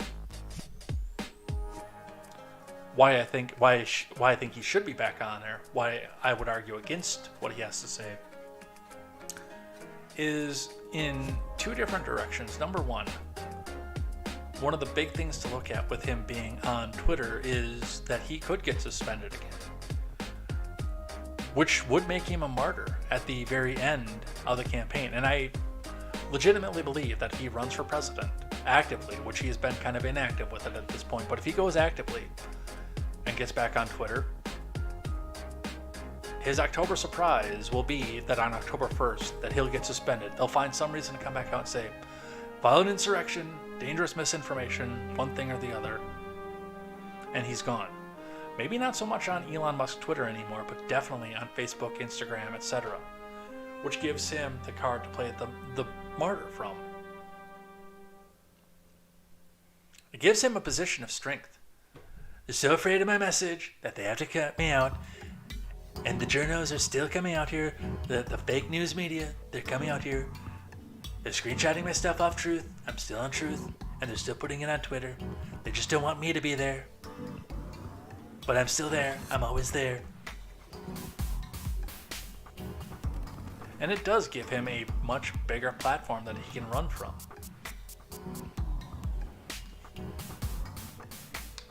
So I can see both sides to it.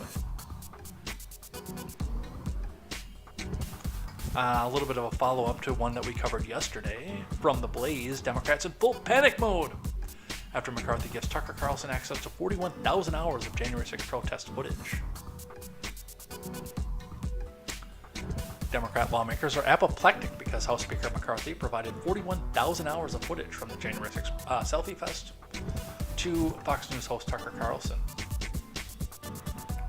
Up until now, most of the footage made available to the American people by Congress was highly curated and framed by the January 6th House Select Committee, comprising of 7 Democrats and 2 kind of Republicans who fell out of favor with American voters. Now perspectives that were possibly omitted or transmogrified by deceptive edits may come to light. The Blaze previously reported that producers from Carlson's show came to the Capitol last week to peruse video from multiple angles taken during the protests. Clips from the collected footage are expected to start airing on Fox News in the coming weeks. Tucker, who accused the January 6th committee of lying, told Axios, "There was never any legitimate reason for this footage to remain in secret. If there's ever a question that's in the public's interest to know, it's what actually happened on January 6th. By definition, this video will reveal it." While Carlson and Republicans in Congress reckon transparency about a much discussed and politically weaponized event would be beneficial, Democrats aren't so sure. Benny Thompson, former chairman of the January 6th committee, said in a statement, "It is hard to overstate the potential security risks if this material were to be used irresponsibly. And by irresponsibly, I mean in a way other than what we curated out.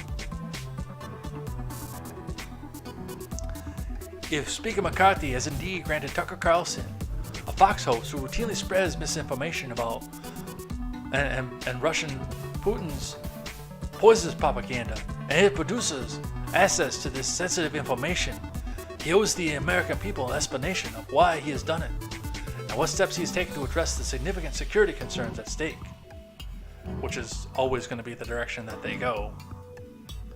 Newsweek reported that Democrat lawmakers are upset in part because they believe the footage should have been made available to all media, and are concerned that the broadcast of footage they haven't curated would fuel conspiracy theories ahead of the 2024 election. I do agree with that, but I know that your CNNs, your MSDNCs, your Politicos, your Washington Post, your New York Times, all of them would do nothing but sit on the footage and only make available to people the stuff that was carefully curated by the January 6th Selfie Fest committee. But I don't disagree that it should have been made available to all media. I do believe that. I just know what they would do with it. Jamie Raskin McCarthy giving 40,000 hours of January 6 tape to a pro-Putin journalist is an astounding ethical collapse. What security precautions were taken to keep this from becoming a roadmap for 2024 insurrection? Why isn't it available to all media and public? Smell the MAGA propaganda coming. Adam Schiff. Kevin McCarthy turned over January 6 videos to right-wing propagandist Tucker Carlson. A man who spews Kremlin talking points suggests January 6 was a false flag and spreads the big lie. Make no mistake, this isn't about transparency, it's about fueling dangerous conspiracy theories.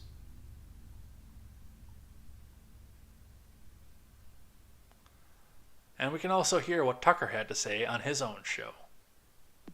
So for really more than 2 years now, we've been complaining about, and we think it's justified, the fact that the U.S. Congress has held thousands, tens of thousands of hours of closed-circuit camera footage from the public. They have not released any of it from January 6th. And January 6th, of course, is a transformative event in this country. It's been used to change the country. So there are about 44,000 hours. And we have, you may have read this today, been granted access to that. And we believe that access is unfettered. We believe we have secured the right to see whatever we want to see. So we've been there about a week. Our producers, some of our smartest producers, have been there looking at this stuff and trying to figure out what it means and how it contradicts or not the story that we've been told for more than 2 years. We think already that in some ways it does contradict that story. And so we're going to spend the rest of this week taking a look at it, assessing it as honestly as we can, and we're going to bring you what we find next week. Well, I guess for me, number one, with what Raskin's saying, what Benny Thompson is saying, and with what Schiff is saying, I mean, this is the propaganda that I warned about. When they said that they were going to give it out to Tucker Carlson, they're going to come out and they're going to demonize him again. And they've already got a roadmap to do that because they do it every single day on their networks. Every single last day they do this. But I knew right from the beginning, from the start,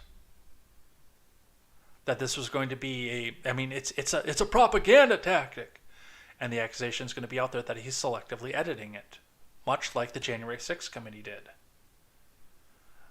Because it's Tucker, there's not going to be any way to come out and say that this is an objective reporting and have anybody who's been propagandized to believe that this is a Russian conspiracy theorist believe it, even if they see it with their own lying eyes.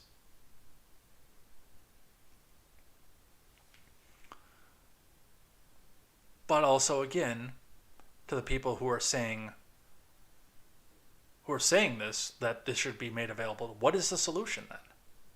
Because again, your mainstream outlets, your politicos, your things like that, they're gonna sit on the footage and not do anything with it and just say, we saw everything we needed to see in the January 6th Select Committee. We don't need to see anything else. Why would we ever need to see anything else?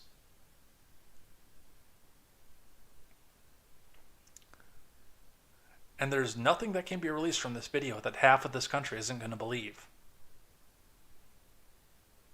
No matter who you release it to, and who puts the release back out.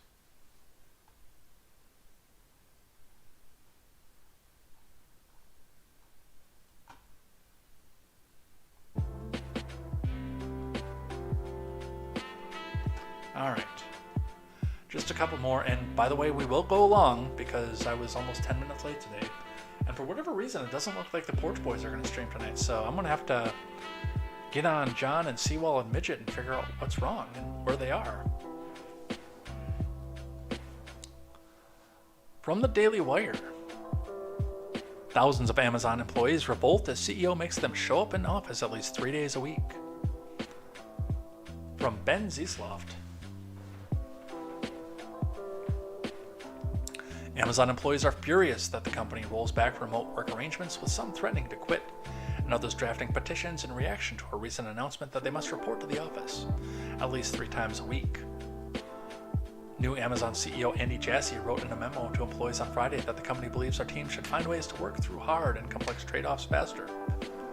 When they're in the same physical location shortly after the announcement, hundreds of Amazon staffers started joining an internal Slack channel called Remote Advocacy. There were more than 14,000 members of the channel as of Tuesday, according to a report from Business Insider.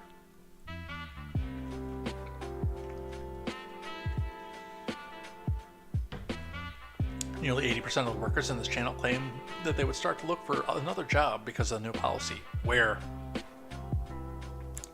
all of your compatriots and counterparts are laying people off left and right. Where the hell are you going to go get another job?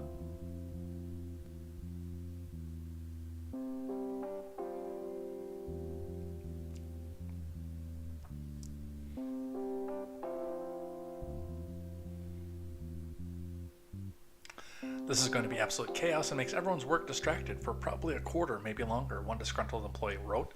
It's hard to be productive with so much uncertainty injected into our lives.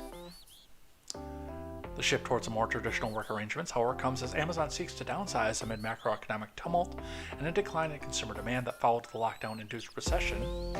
Amazon dismissed some 18,000 employees over the past several months and implemented a freeze on incremental hires in the corporate workforce. They're still hiring for box packers. I hear the ads on the radio every day. Employees in the Slack channel nevertheless drafted petitions against the return to the office policy. We, the undersigned Amazonians, are responding by petitioning for the right to choose where to work, including remote locations. An early version of the document said, according to Business Insider. The petition included survey data, which found 56% of Amazon employees desire monthly sync-ups in the office, while 31% want to work in the office 1 or 2 days a week. Employees tend to prefer remote work arrangements because of the time savings from avoided commutes, as well as flexibility to balance work and personal matters, according to a poll from Gallup. The cost for employers, however, can outweigh the benefits of attracting and retaining talent that sometimes produced through virtual work policies. 85% of managers believe the shift to hybrid work has made it challenging to have confidence that employees are being productive, according to a study from Microsoft. And this is one of the things, too, by the way, that I brought up when we started doing remote work and the pandemic started. One of the first things that I brought up when we started talking about that was the fact that this had the potential to change the way that we worked. Now, for me, I do have to be in person to do my job. You can't load and unload a truck from home. But for people who are doing coding, software, etc., there is the opportunity to do that and work from home. And this is, what they're talking about. HR people, coders, data enterers, people like that have the ability to work from home and still get their job done. And really the only thing would be if they don't make their deadlines, and then they have a talking to from HR. But it also gave people the opportunity to move out into the country if they were entirely remote work, not have to live in the cities. And it does, now that I'm looking at this, it does seem like the people who are behind Amazon and behind this are looking at the fact that, hey, maybe people are starting to be happier, more productive. I'm on the worker side on this. I'm going to be right out and say. Now, they shouldn't be whiny and entitled about it, but I am on their side. Our urban sprawl and our urban development is much, much, much too harsh. And people should have the opportunity to get out and not have to do a commute if they don't want to.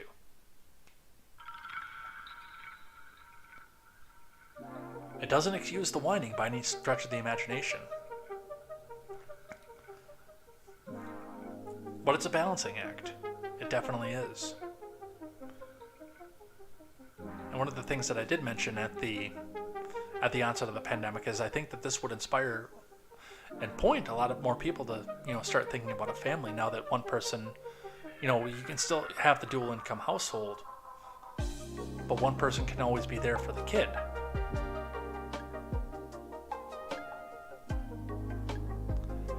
But it is ultimately Amazon's decision.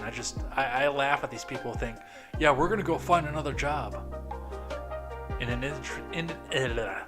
industry, excuse my Biden talk, man, that just laid off 70,000 people. Good luck. You're going to need it.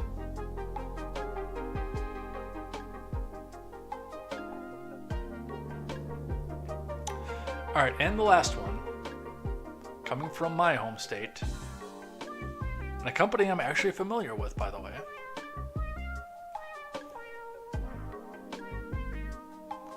Meat plant cleaning service fined $1.5 million for hiring minors.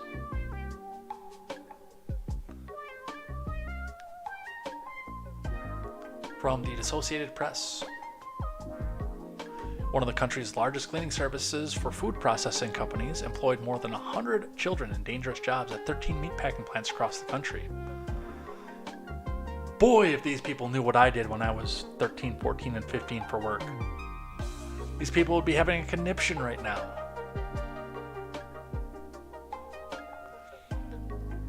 The U.S. Department of Labor said Friday as it announced over $1.5 million in civil penalties.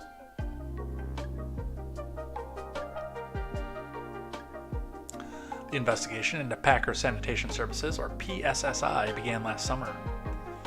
Department officials searched 3 meatpacking plants owned by JBS USA and Turkey Valley Farms in Nebraska and Minnesota, and found 31 underage workers as young as 13. They also searched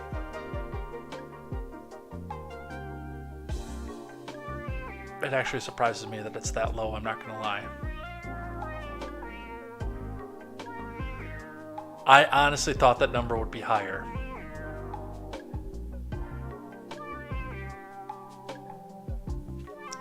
They also searched PSSI's headquarters in Keeler, Wisconsin. Underage workers were found at plants in 8 states. The department went on to review records for 55 locations where PSSI provided cleaning services and found even more violations involving children ages 13 to 17. The agency obtained a temporary restraining order in November and a permanent injunction in December when PSSI entered into consent judgment that committed the company to no longer employ minors illegally. And they do have a list of the plants that were affected. None of them actually wound up in Wisconsin, oddly enough, which kind of tells me that there was something going on under the table that corporate may not have known about.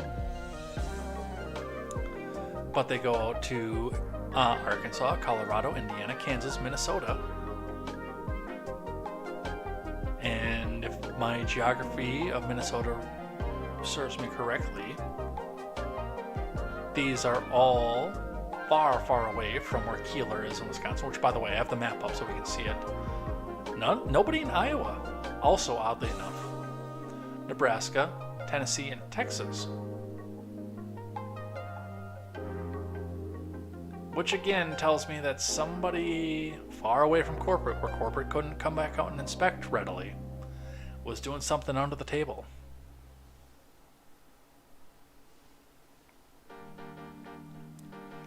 Over the past 3 years, children were found to be using caustic cleaning chemicals and cleaning dangerous power-driven equipment like skull splitters and razor-sharp bone saws. Jessica Lumen, Principal Deputy Administrator of the department's Wage and Hour Division, told reporters. At least 3 of those minors, including a 13-year-old, suffered burns from chemicals used for cleaning at the JBS plant in Grand Island, Nebraska, officials said. Man, would these guys ever have a heart attack if they found out what I was doing when I was 13. Some of the children worked overnight shifts and were also enrolled in schools during the day, department spokeswoman Rhonda Burke said in an email. Whoops. The fine PSSI paid on Thursday, $15,138 for each minor, is the maximum allowed under federal law, but the investigators believe the company actually employed many more than the 102 children they verified. Well, right, but you can't assess something you can't verify. Under the consent judgment, Lumen said that the PSSI must identify and remove them from dangerous work. Make no mistake, this is no clerical error or actions of rogue individuals or bad managers. Yeah, actually, I think it is, and I think that there's some heads rolling in every state other than Wisconsin. I actually did expect to see Milwaukee involved in this one, because they've got JBS, IBS, and Tyson in Milwaukee. But oddly enough, they found nobody in those ones.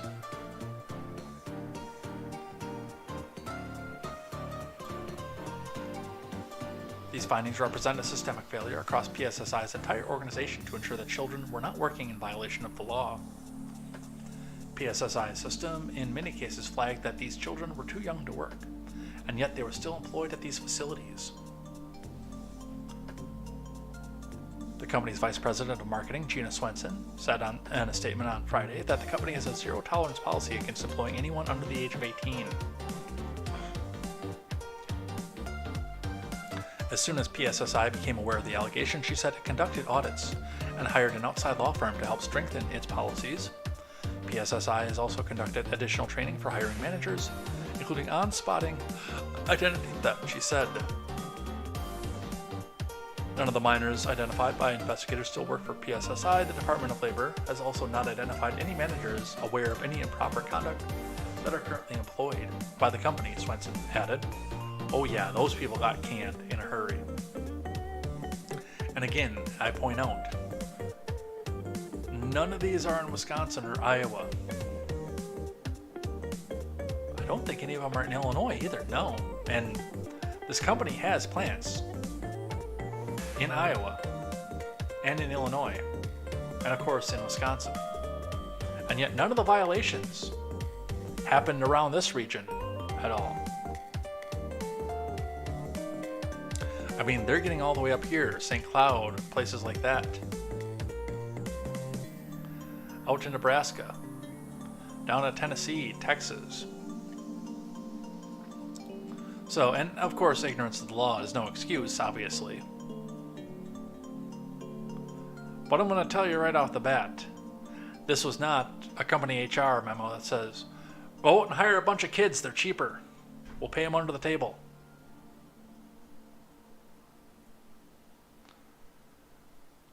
Alright, let's do Twitter trending and head out of here for the day.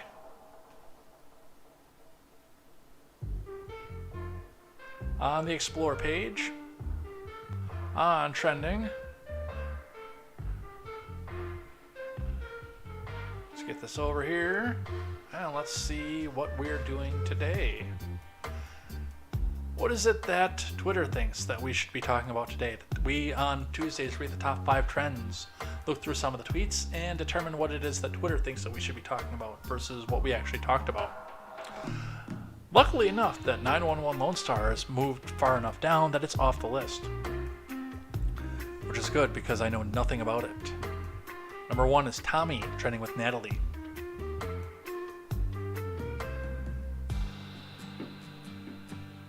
If Tommy said F Chris Brown, baby, it's F Chris Brown, baby.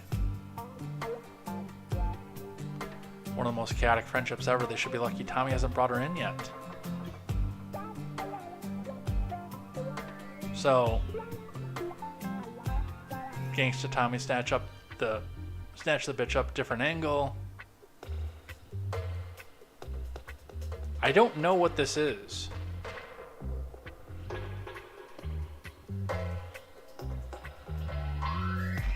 I don't know what's happening here.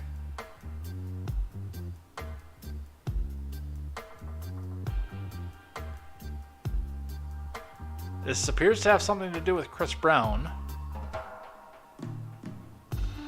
I don't think they're going to explain this to me. Something about Baddies West. I've seen that mentioned a couple times.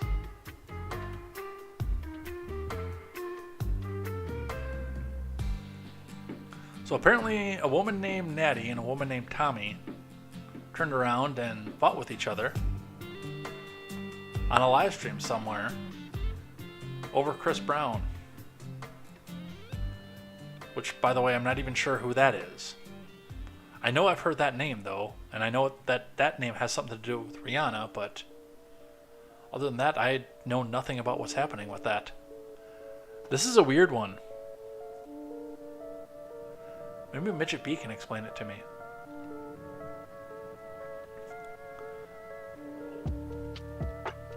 Alright. Number 2, EVO 2023. EVO says we're excited to announce our first annual EVO Throwback Tournament featuring Ultimate Marvel vs. Capcom 3. This fan favorite game completes our 2023 lineup in style.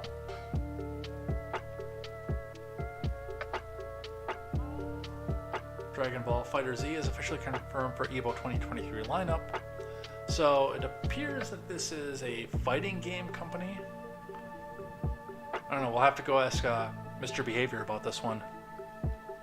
Because Because this seems like he's a fighting game enthusiast. This seems like this is up his alley. You know, the more we do Twitter trending, the less and less I know about what's going on in Twitter trending. You remember back when we did the morning show and it was constantly K-pop all the time?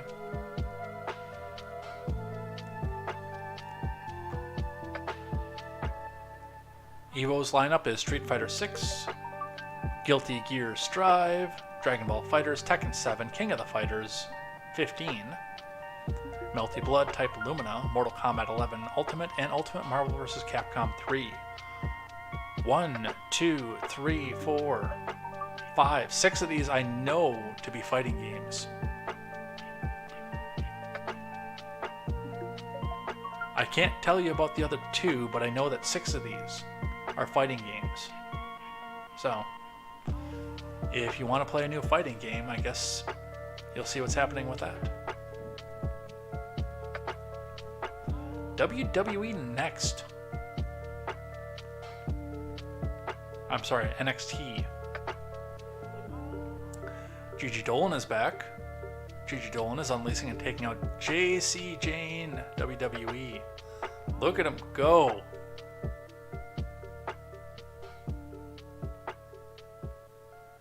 I miss WWE. I really do. The build to Mako versus Roxanne is going to be fun to watch. Looks like Mako mentally draining Roxanne is it's going to start.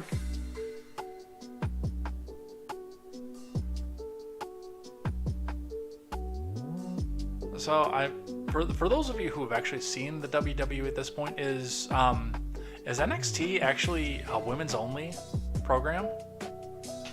I have to question that because every time this trends on Tuesday night, it's always women. They're always talking about the women who are going in, which, I mean, part of that. No, I guess there is Jay Don't Google Me is out here. Looks like there's some men every once in a while, but it always seems to be like it's always women. So, I don't know.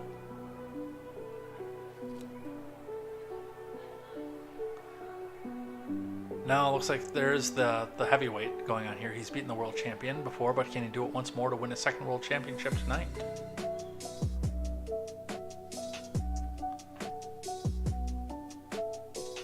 I'd be in support of going to the WWE again. Plus it gave us Kane, who is now a libertarian mayor of a district in Tennessee. That's kind of cool. Alright, Sabres and Leafs.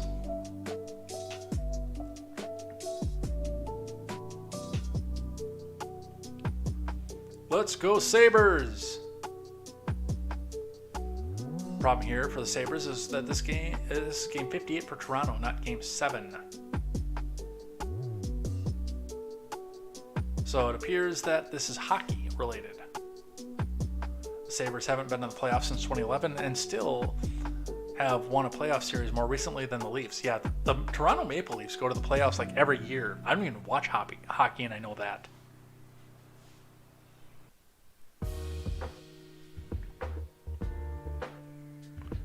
Sabres won the first 30 minutes of the game.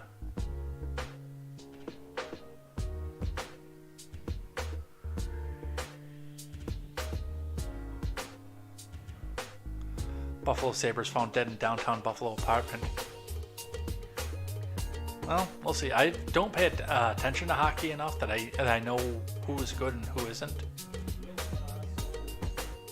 Ryan Johnson may end up a Sabre after all. Wouldn't mind looking at hockey as a sport to replace because I did watch football this year, or baseball. I don't intend to watch baseball this year because of all of the messages that are coming from MLB, but also from my favorite team, the Boston Red Sox. I just can't give my attention to political actors like that. When I want to watch baseball, I want to be away from politics because I sit here and do this for 2 hours every single weekday.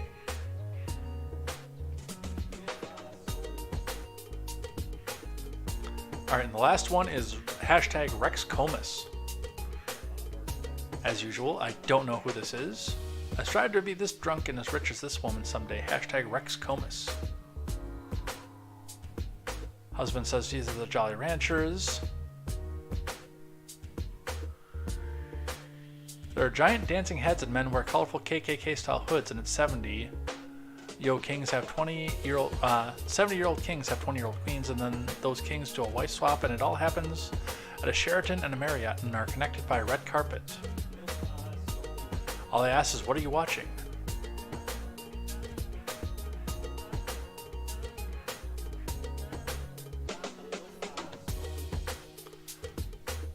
Apparently, this is some sort of formal ball.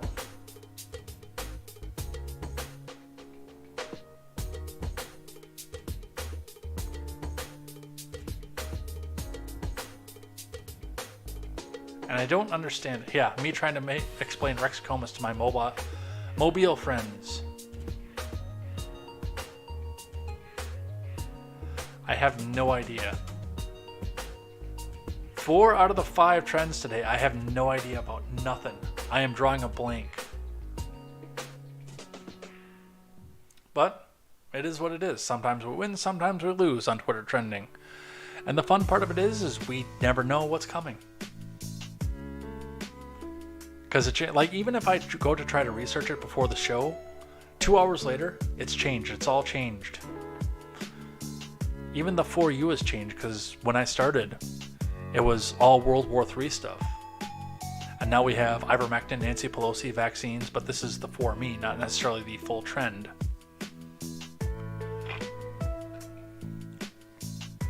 So, that is what we have for Twitter trending tonight, and we are done.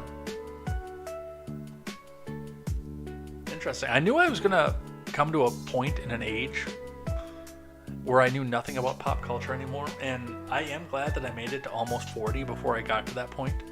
Although I suppose that when we started doing this, I was complaining about it even then, and you know, even after I turned 30, I was starting to fall away from it. I lost network television is, I think, one of the big things. And I started not being immersed in it anymore. I don't know, but I think we're done. What do you guys think? You think we're done? I think we're done. Let's get out of here.